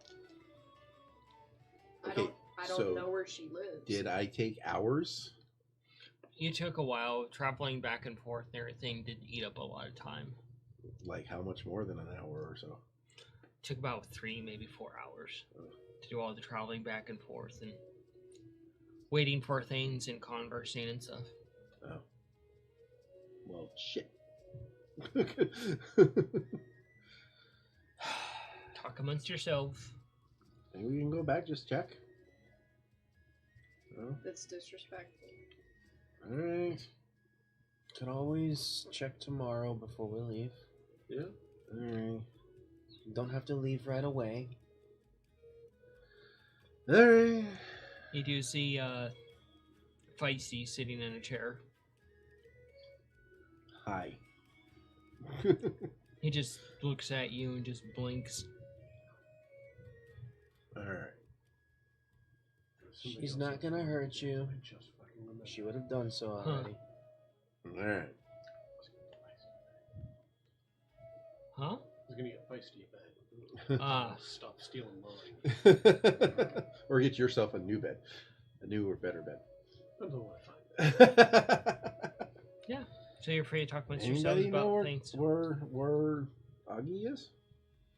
You check a pool of water. Valid. She might be in, Anybody been in upstairs? the tub. She could have also went to go see Crumb too. That's right. Wasn't Oh, she yeah, supposed she to said pick she up had to her go pick up tools or things. something? Yeah. Well, She could have possibly gone to Crumb to maybe get one of her weapons worked on. maybe. Could always check there. Okay. Let's go look, I guess. Actually, did she tell anybody where she was going? Shit. No, I don't think you did. No. I don't think I did. Cayenne We only is know just- that you're Cayenne getting is new just tools from guessing Crumb. based off what she knows about Augie. Yeah, that you're Well, getting new. Actually, yeah. She did mention that you were she getting did say tools. that she was getting her tools back from Crumb. Yeah. But at she one never said point. anything else beyond that. Right. Yeah. So, logical solution. Ask Gotcha. him where he saw her last. The most likely place she would been last. Yep. Yeah. Which is either in the tub or at Crumbs. So who's all going? I'll go. Why not? Okay. Somebody needs to put my machine upstairs, please. Since I'll I'm meet the you- most capable one of being able to do that, being the largest, I'm basically I could called fire upon up, to but that's do going to so. piss everybody off. You all head up front. You head outside, and you see his machine just sitting there. The three of you head off to Crumbs. 3. Oh, I'm going to Crumbs? You said you were. I don't remember that. That's what you implied because No. someone has to take my machine upstairs, so that's what I figured. Well, I just brought that up because everybody was leaving. I wasn't. Yeah, Cayenne wasn't. Yeah, that's great. I'm glad she wasn't because I needed her to bring it upstairs. So are you staying or going? Yeah, I was staying and work on my machine. Now I have some time. Okay. I'm going to try to clean it up, get it tightened up, whatever. Do everything I can to make it less noisy. Okay. You take it upstairs and just put it on the ground and for Nikolai to work on. I'll put it and give him I'll put it in a place where there's enough room for him to work on it, where it's not too close to a bed or anything. Yep. The one thing I can make the quietest, perhaps, is to work on the engine. The plates and stuff, probably, yes. I will need big hands to help me figure that one out. Okay. And you guys head off to Crumbs. Yep. All right. What are you doing after you help him? I'd probably go back downstairs for a little bit to have just maybe a couple of drinks and while reading my druidic book Okay. for a little bit. Go ahead and do an investigation for me. It takes you a little bit of time. On Yeah. the way there, I'll probably look for it, see if the shop's still open. That might have a bed for either a new one for me or one for Feisty. Okay. You do an investigation for me as well. Ting, ting, I got a 19. 13? 13. You head back downstairs and you head out to the usual spot where you hang out, where you're more with nature. And you see an individual there that you've never seen before, and they look like they've been through fucking hell. And you can see embers coming off of them, and their skin's the various pigments of red coming through. And you're just kind of, you can feel a little bit of warmth coming from their area. I will approach very cautiously. And as you approach cautiously, you see him reach for a sword. Just set their drink down instantly and reach for a sword looking at you, and they look a little paranoid. Easy. Do you see me reaching for any weapon? That's kind of rude. I don't know what you're capable of. You might ensnare me in some sort of charm and have me kill one of my party members, which are already dead. For one, I would never do that. Two, I'm just coming out here to chill. I don't know what mess you've gotten into, but I literally mean you no harm. If you messed with one of my siblings, however, I would think no less than to remove your head from your body and screw it. At this point, that would probably be a blessing from what I've been through. Would you like a drink? You see that they have several cups there already. I am willing to pay for something a little more expensive if that will ease you. Sure, have a seat. I will sit beside them and order at least a strong drink for them. Something dwarven in nature, probably. I will pay for it myself and close that tab immediately. Alright, I need a tab open and close it as soon as I pay for this. We'll come back to that tab later. So this fire ganassi just, they are looking at the drink, and the heat kind of calms a little bit, and they take a few sips of it, and you can see they haven't probably slept in a couple of days. They look very frazzled for what they are. Are you gonna be okay? I need to get rid of this contract, and hopefully I never have to go back out there and deal with what I dealt with. Did you get a contract from the Hunters Guild? We accepted the contract willingly from the Hunters Guild in the main city, traveled these lands looking for what the contract entailed. We encountered it, but the contract was somewhat inaccurate. We were not equipped to deal with it. Oh. That sounds very similar to what happened to me and my siblings with the bullet. The Hunters Guild is very honest work and good work. Oh, yes. I'll agree, But be sure to read the contracts before you accept them. I didn't touch it. That was my brother who accepted the contract for all of us. Then you accepted it by association. Yes. And they just take another drink, and they're just looking into the actual drink. So what brought you here? Other than the contract? It was the nearest town, and walls are safety. For the most part, I don't know of whatever it is lurking in the shadows. Can you explain to me what you saw? Because it sounds pretty terrifying. The contract was simple, that there is a mercenary group traveling up and down these lands, abducting people and killing adventuring parties, or merchants or other things that are taking things of no interest or of interest. The pattern makes absolutely no sense at all. It seems things were taken at random from random camps. We don't know. We set up our own camp to try and ensnare them. And they came out at night, and we didn't really see them, and we weren't prepared for the fact that they were children. What? Yes. Children.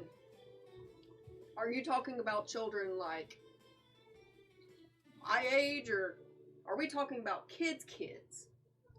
They seem to be of entering slight adolescence to early, before entering adulthood. And those that woke up in the middle of the night that were supposed to keep watch, well, let's just say they didn't wake up.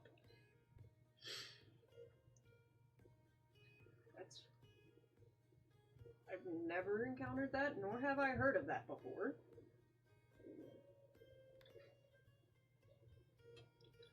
Like I said, we were not prepared to deal with this contract, so yes, we're looking to offset this to people that are more prepared. We do not know how to think like children in order to process this kind of contract. We don't know the tactics of children. We've never heard of children coming in the night and laughing off into the shadows.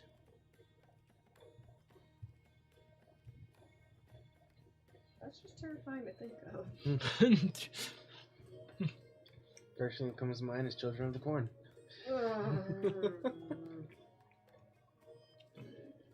There's also been rumors of abductions that they seem to recruit, but there's no link to that. Again.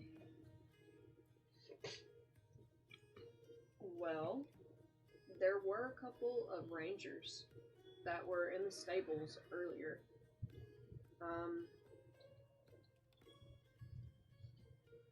You may possibly speak to them to see if they know anything. See if they know anyone who would be willing to take that contract on. I will approach them. I'm sure they're easily identifiable. I know that earlier the was it barmaid or hostess earlier that sent the message? I believe it was the barmaid. The barmaid earlier had sent a message to them to summon them. Oh no, it wasn't the barmaid. It was the gnome owner. The gnome of the stable master. Yeah, the stable master.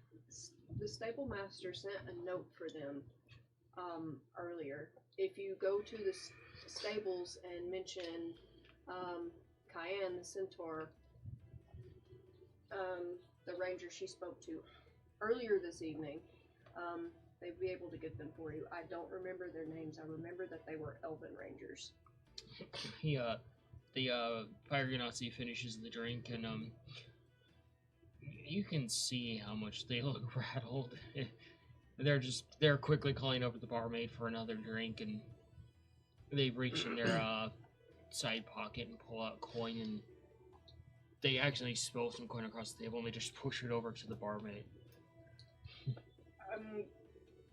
I'm going to offer a bit of the herbs from my pouch of giggles to the Genasi. This will calm you. I'm gonna offer it to see if it would at least help with Yes, their we need to light. They take it very generously, and unlike other races where they exhale the smoke, you see the smoke just kind of drift out. Killed Mare. Killed her. All I see is a cyclone of smoke coming out of her head. It's like a little volcano of giggles. Yeah, they seem to ease up a little bit, and thank you very much. And some of the spilt coin that's on the table, they slide over in your direction as payment for it. No need. You look like you've seen the absolute worst. I just want you to feel better. I will be better once this is over and I'm far away from this.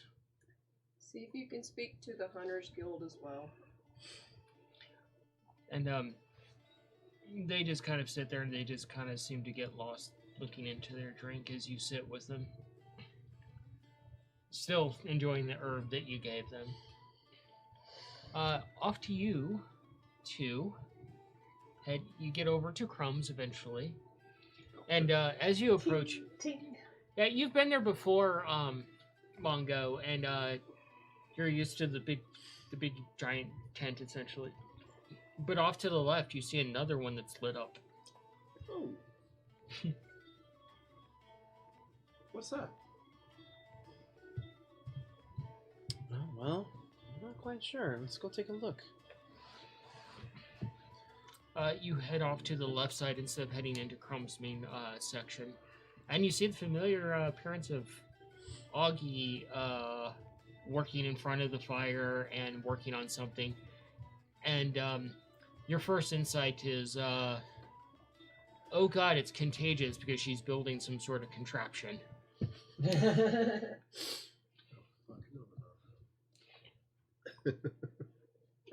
sidestep away from Scab. I don't want to catch whatever weird tinkering shit they have.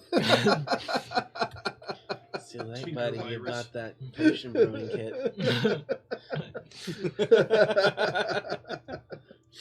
And you see Oh, God, I just thought of something terrifying. Feisty just sit down on the outside, staying away from the fire. Weird. You okay, Feisty? Feisty just gives you a side glance and looks in there and just pump and just flops down on the ground and just like I don't think she likes fire. Imagine if all 5 characters tried to work on something together. The fucking chaos in. yeah, that was called an exploding cow. You know what? I take chaos back. That was fucking Or jingle. That poor cow. That poor cow. Kamikaze will live in infamy as far as I'm fucking concerned. And you've had your heart ripped out because you heard about how the cow lived up to that point. Yes. Hence the drinking and the smoking. The drinking and the smoking. And now you've met a shell-shocked Ganassi. That poor cow lived the perfect life until it met us. That seems to be par He for was course. comfortable up to just the last moment. That seems par for the course for you guys. Everything's going great till they meet us. And give Feisty a pat on the head. It's okay, you can wait here. Let's go ahead and see, I guess. Yeah, Go over and knock on the side thing without disturbing Augie too much. You're doing hammer hits, and suddenly you hear a knock sound, and you think you mishit something. Like a couple more, it's like dun, dun. Or you may not want to time pat it the as metal, see she's. if I like picked up the wrong materials or what's going on. After you examine She's things, dazed and confused at this time. another couple of knocks. and you realize the knocks are coming from behind you at the open doors. Augie. Hi, Augie. What? What you Why are you doing? here? Oh, Wait, what time is it? It's Almost dinner time. It's almost dinner time. Well, then I still have plenty of time to work. Why are you bothering me? Well, we were concerned. You've been away for hours. We wanted to make sure that you were all right. And you didn't exactly tell us where you were going, what you were I going said to I do. had to pick up my tools. Yeah, you didn't say I you were was gonna tell be you I gone was all also day. staying for a while. That may have been a good thing to do. Well, what are you But working yeah, on? I'm staying for a while because Nikolai's contraption is driving me mad. Oh, that. True. Well, would you like some help? Oh, God. No! Okay. No. She points at both of them individually and goes, your help and your help are not needed here. Preoccupied with a cat. Well, Y'all. And you hear Feisty almost kind of like hiss laugh.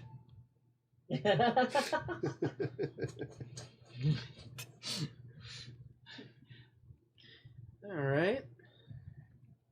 Well, if you don't need our help, will we at least see you for dinner later?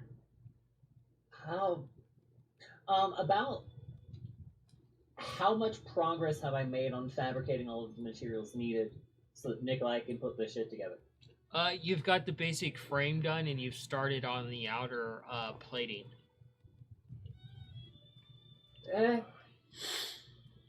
I'll be late for dinner. I've got at least a couple more hours here. All right. Well, at least be careful. Hey, Just maybe really toothy grin maybe and just a thumbs up. maybe before we leave, might be able to find you some sort of like a little portable mini forge or something. Those tools look like they're mighty useful. The thought of like an actual anvil having to be dragged along with like an actual like forge. He just shakes her head and says very quietly, "No." All right. Well, How do you piss off the birds instantly? There you go. Well, we'll see you later, I guess. Yep. See you by later. Okay. Well, take care, Augie. You guys turn to leave. She just ting, ting, ting. Where do you want to Ting, go for ting, now? ting. Augie, you do spot something sitting on one of the shelves that says snacks. Sweet. Snacks in a Warforged shop. I don't think I want those snacks. Oh, come on. You know his Crumb's gotta have some nuts lying around to snack on. Oh, get your mind out of the gutter, not those kind. So roll some tinkering checks for me. Okay. And some intelligence checks. Tinkering checks and intelligence checks. In that order, or A pair of each. a pair of each? In that order. Yeah. Okay. So the Tinkering check. Nazi Number 1. eventually gets up and heads off. And they just have their hand on their sword the entire time. Like, even if this is like a friendly area, you see them kind of, ease into the place, look around a little bit, and just make their way through to go upstairs. Close. Wow. How did you manage that? I don't know. Leave it. It's gone for now. Here. I was rolling so nicely. It's gone into the abyss. It's not coming back. I was rolling so nicely. And then you treated it like that. No.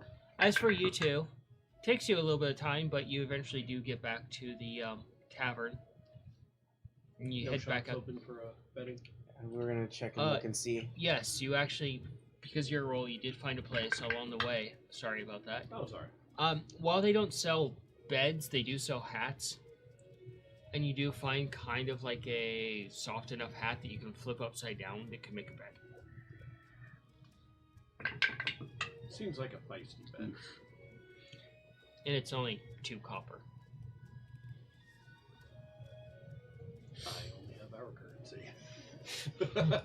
Luckily, I have some of copper that's not ours, so here you go. Thank you, buddy. Deduct that, and yeah, it's a bit for. She's with you, right? Yeah, Ah, Feisty is with me. all the time. I look for feisty. Feisty is standing there.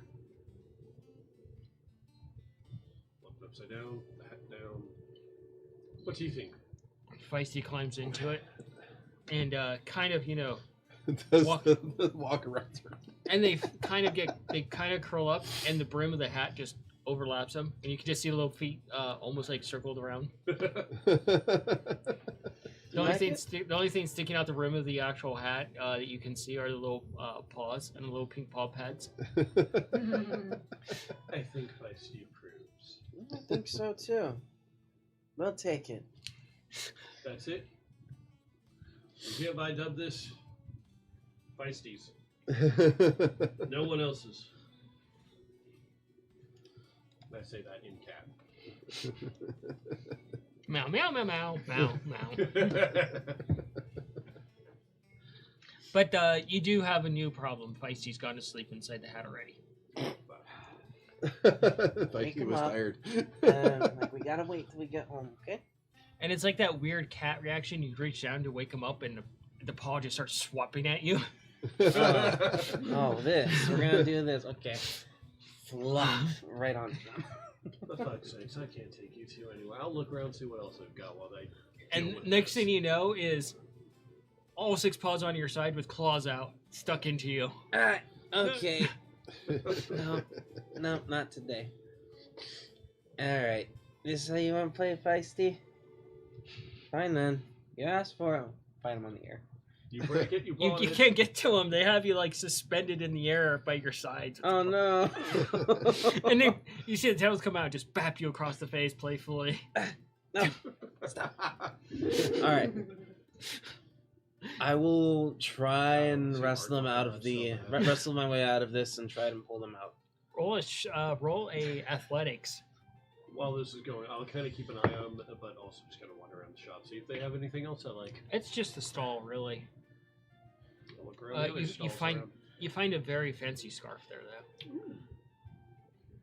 15. 15? Alright, let's see what they roll. Oh, God. What is their strength score, actually? What do they have? Oh, God.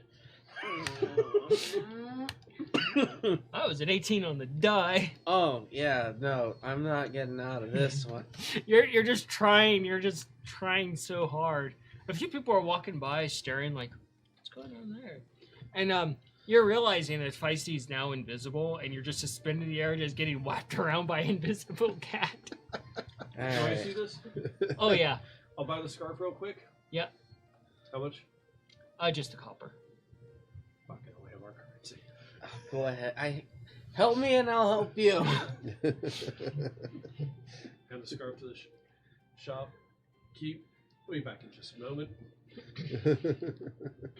you Feisty. see, Oh, I'm going over there. okay. What are you gonna do? Oh God, chaos. Uh-huh. Oh boy. Rest of just take like a little bit of water. Mm-hmm. Don't you dare. Splash. Just kind of do that while saying, "The power of ceiling cat compels you." Roll a performance. Oh, God. Roll a performance. Surrounded by ass. Oh, I hurt myself with that one. Hope it's a good performance and people think there's an actual exorcism going on. Oh, fuck, I can't see the screen. Wow.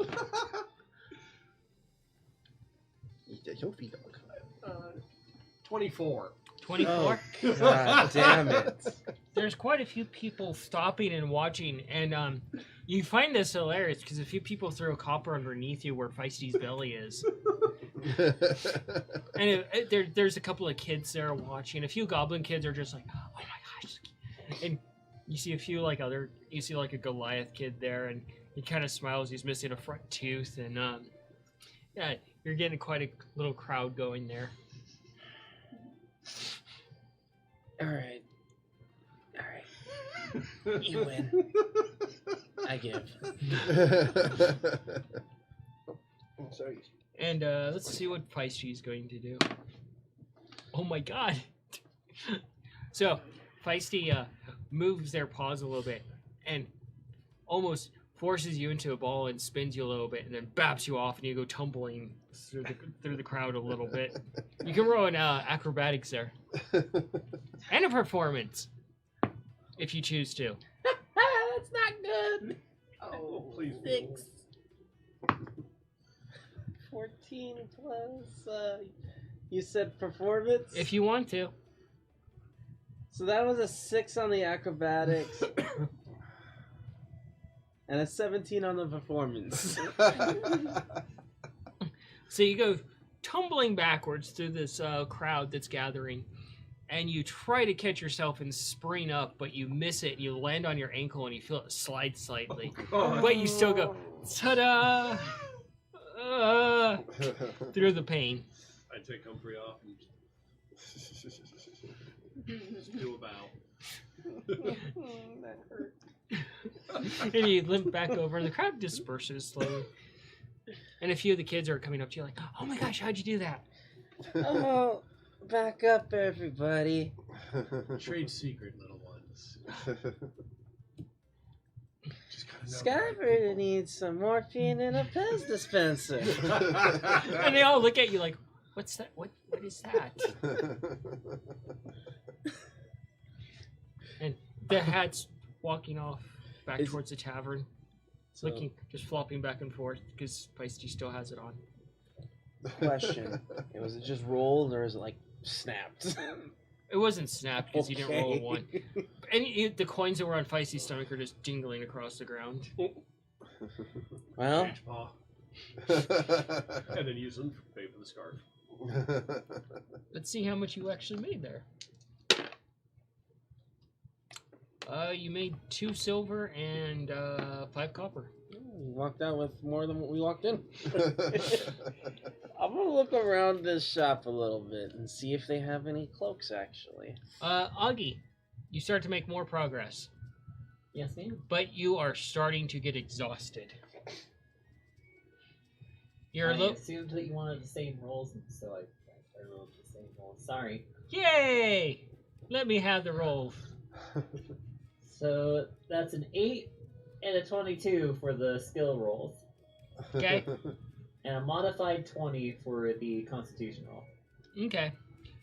You're a little bit out of practice because you haven't been forging in a while, and it kind of like hits a little too close to your soul because you don't want to be this out of practice. And you don't know if it's the roar of the actual flame of the forge or your stomach growling at this point. Probably both. It is Augie after all. Yeah. Augie eat and make things. And babe. Yeah. Very well cleaned.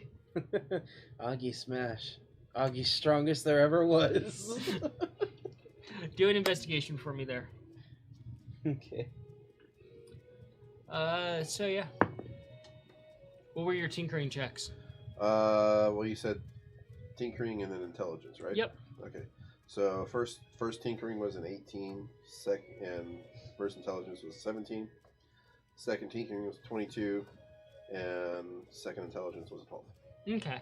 So you start going through a few things, checking over the engine, like how can it be a little bit quieter. And now that you've let it cool off completely and you start looking at the actual mechanics of it, you realize that you had forgot some very crucial parts when you put this thing together. Okay. Mostly the springs put in place to dampen the actual rattle of the engine itself. Okay. Can Feisty help with this? Feisty's walked back to the tavern. Shit. That was a 1. So as you're looking for a cloak, you're still standing there, Mongo. Gosh, cheddar. And Scab, you go to like reach for something, and you step, and that ankle that you had sprained a little bit, you feel it turn a little bit, and you hear a lot of crunch as it slightly pops out of socket. Not broken, but you can feel it just slightly out of socket, like It you just just hurts slipped on a really bad. rock. And Fuck, that makes money. cute, angry, and probably yelling, Scabbard, screaming obscenities in Draconic and Kobold and Elven and every language he knows, because that probably hurts. The Dragonborn that's running the shop is like, well, your wares aren't that bad. No, you're right. I just may have dislocated my ankle. Oh, for fuck's sakes, I cannot take you anywhere. Come on. Pain. Not too far off, actually. You drag Scabbard back to the tavern. You're out on the porch. Grab one arm. And you head through the tavern, you go out back, and you see him helping Scabbard, and Scabbard just like, doing that sobbing wail. Has the fire ganassi already gone all the way upstairs? Yeah. Okay. But you see him bringing in a wailing, like crying Scabbard. It hurts. Those of you who've never dislocated anything before, that shit sucks. Did I ever see Feisty come in before them? You just saw a walking hat. Floating hat. Not so much the dislocating that hurts. That's just kind of numb. It's the putting it back in socket that hurts. Yeah. I did not do that. That is the dread. What happened? Well, that's what he gets for fucking with me. I'm just kidding. He and Feisty were playing around, and of course I had to help. We made a few coin, but then he kind of tried to reach for something and hurt himself. It's not right. It came out. My ankle. You should have led with that part there, bud. Saying it's not right, it came out. It could really lead to a lot of miscommunication. You know? Trust me, you don't want that. I had realized what I said the moment it had left my mouth. But the thing There's is, a few patrons that are looking in your direction. One of them's a dwarf's like, oh. the thing is, I realized the moment I had said it, it was too late. Mongo, sit him down. You're gonna roll a medicine to fix it. All right, roll that medicine. Do you need help? That was a 16. So as you realize what you said, you have the sudden loud crunch and crack as your foot is put back into place without no warning or gentleness from Cayenne. Well, at least it was swift and quick, and that's good.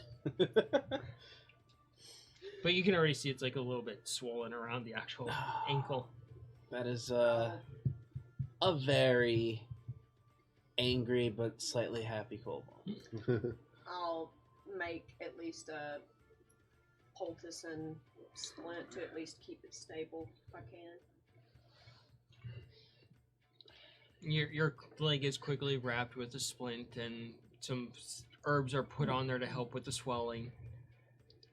And the splint is very, very tight. You're not going to be able to move that foot or ankle at all for a little bit. I want to try something, and it's the first time I'm trying this. What? I want to cast Cure Wounds. Oh boy. I want you to roll a nature on that. Oh boy. Rolls 1. Actually, that was really good. 24. And Scav, my friend, how do you cast your spell? What do your spell castings look like? Please don't tell me you vomit on things. No. It wouldn't be entirely out of character. Let's be honest about that.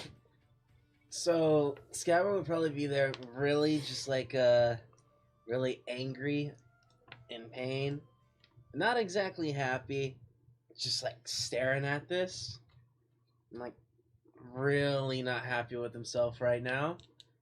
And you probably start to notice a weird little glow all around like his horns and such, and a little bit of like that greenish light you see from Cure Wounds around his leg. So you see almost like this greenish, like cloud floating around his ankle, and you instantly think he just farted out of pain. But the color would actually be somewhat similar to whatever like color his horns would be glowing at this point. You still assume he farted. His horns have lit up when he's fast gas before. So usually how you can tell it was him who dealt it. So you're gonna work on those modifications. Yeah, get those modifications done. It makes sense. It's like it just sounds like it normally does. A little rattly because I'm right there next to the engine, so I'm not hearing necessarily the rattles.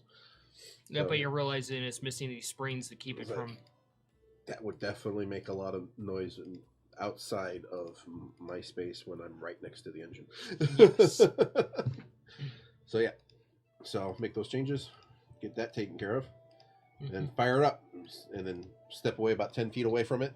It's See if it sounds better. Still, the plating and all that is still a huge ruckus, but the engine is a little bit quieter. Okay, cool. And you get into it, and it's not rattling as much anymore. Trying to think if there's any way I can even make it even more quieter. Yeah, that'll probably take you the rest of the night to think on that. Okay, I've got nothing else I need to do, so yeah. You three doing anything? Well, Hold on. yeah. I'm basically just gonna head up to the room Okay. because it's getting pretty daggum late. Okay. Yeah. Head up to the room. In my new scarf. Your new fancy scarf. Yes. And start reading the instruction manual on the Okay. potion kit. Your scarf. Refreshing my memory on it. So your scarf is like a almost like a lime green, and there's little black shapes of cat's chasing a ball of yarn all along it. I fucking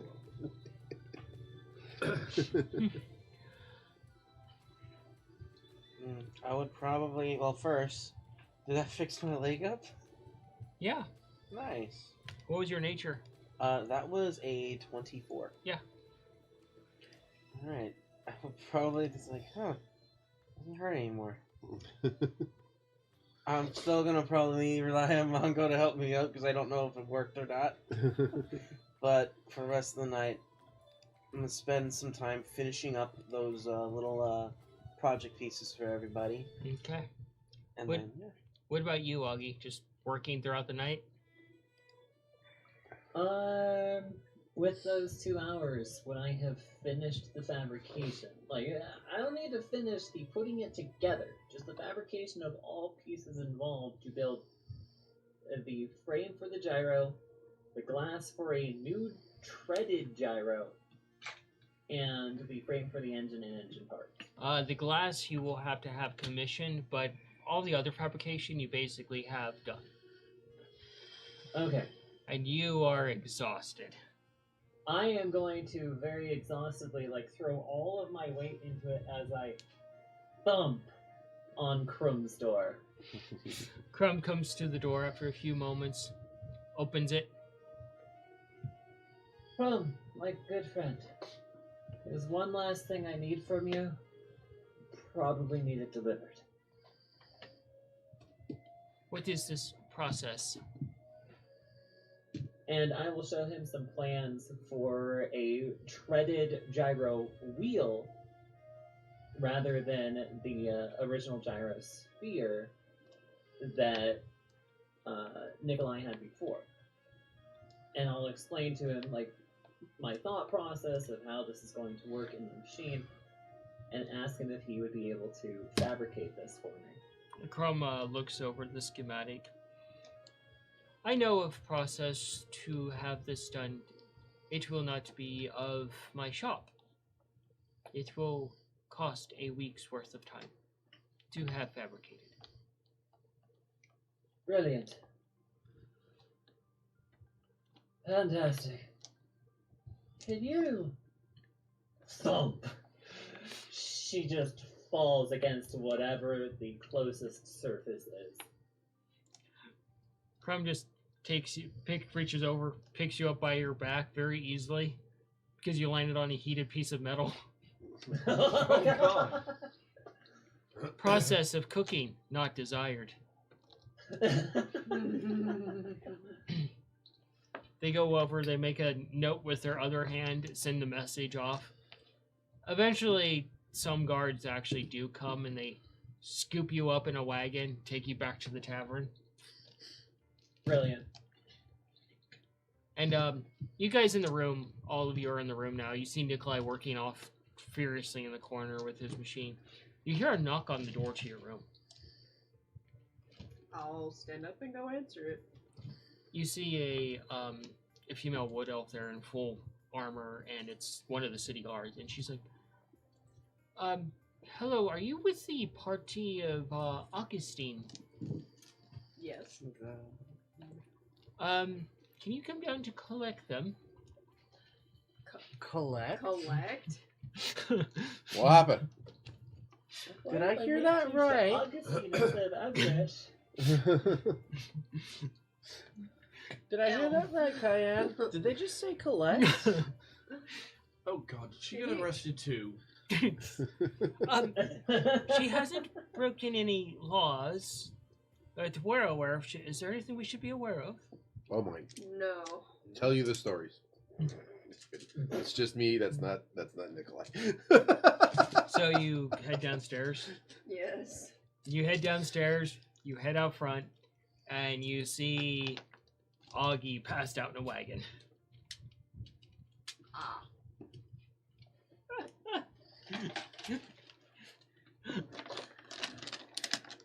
She must have either been tired or she was Lost the drinking contest. Lost a drinking contest.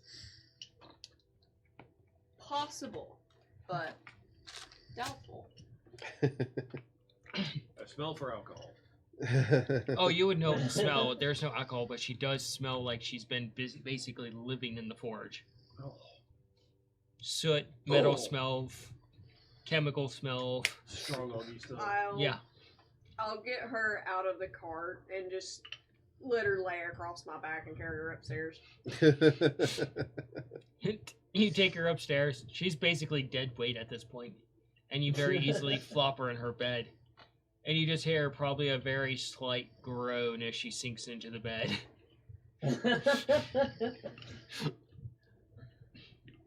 I'll make sure she doesn't have shoes on or anything. Make sure she's at least comfortable in the bed, even though I probably didn't set her down too gently. They're fairly soft beds, so it's just like flop, sink slightly. So, looks like you might spend another day in the town, wrapping up a few loose ends. Yeah, probably. But we will go ahead and call it a night there. Thank everybody for tuning in and watching Yes, us and the thank you, guys. shenanigans. Thanks everybody for watching. Our Discord is linked. Please join us on Discord. We really enjoy just talking to the community and sharing Especially, experiences. yeah, definitely. Where we'll answer questions, we'll share memes, we'll talk jokes, we'll make fun of Mongo. Right. It's a very integral part of our process. It's one of That what I is agree very with. much a part of our meetings behind the scenes. Is a good hour of bashing how bad Mongo is at his jokes. My jokes are not that bad. Keep them all in a database.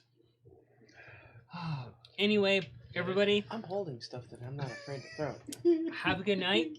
Be safe. We hope to see you next week. And yeah, have a great tabletop during the week if you play. All right, have a good night. Bye. Good Night, night. everybody. Tell your friends. Share with everyone.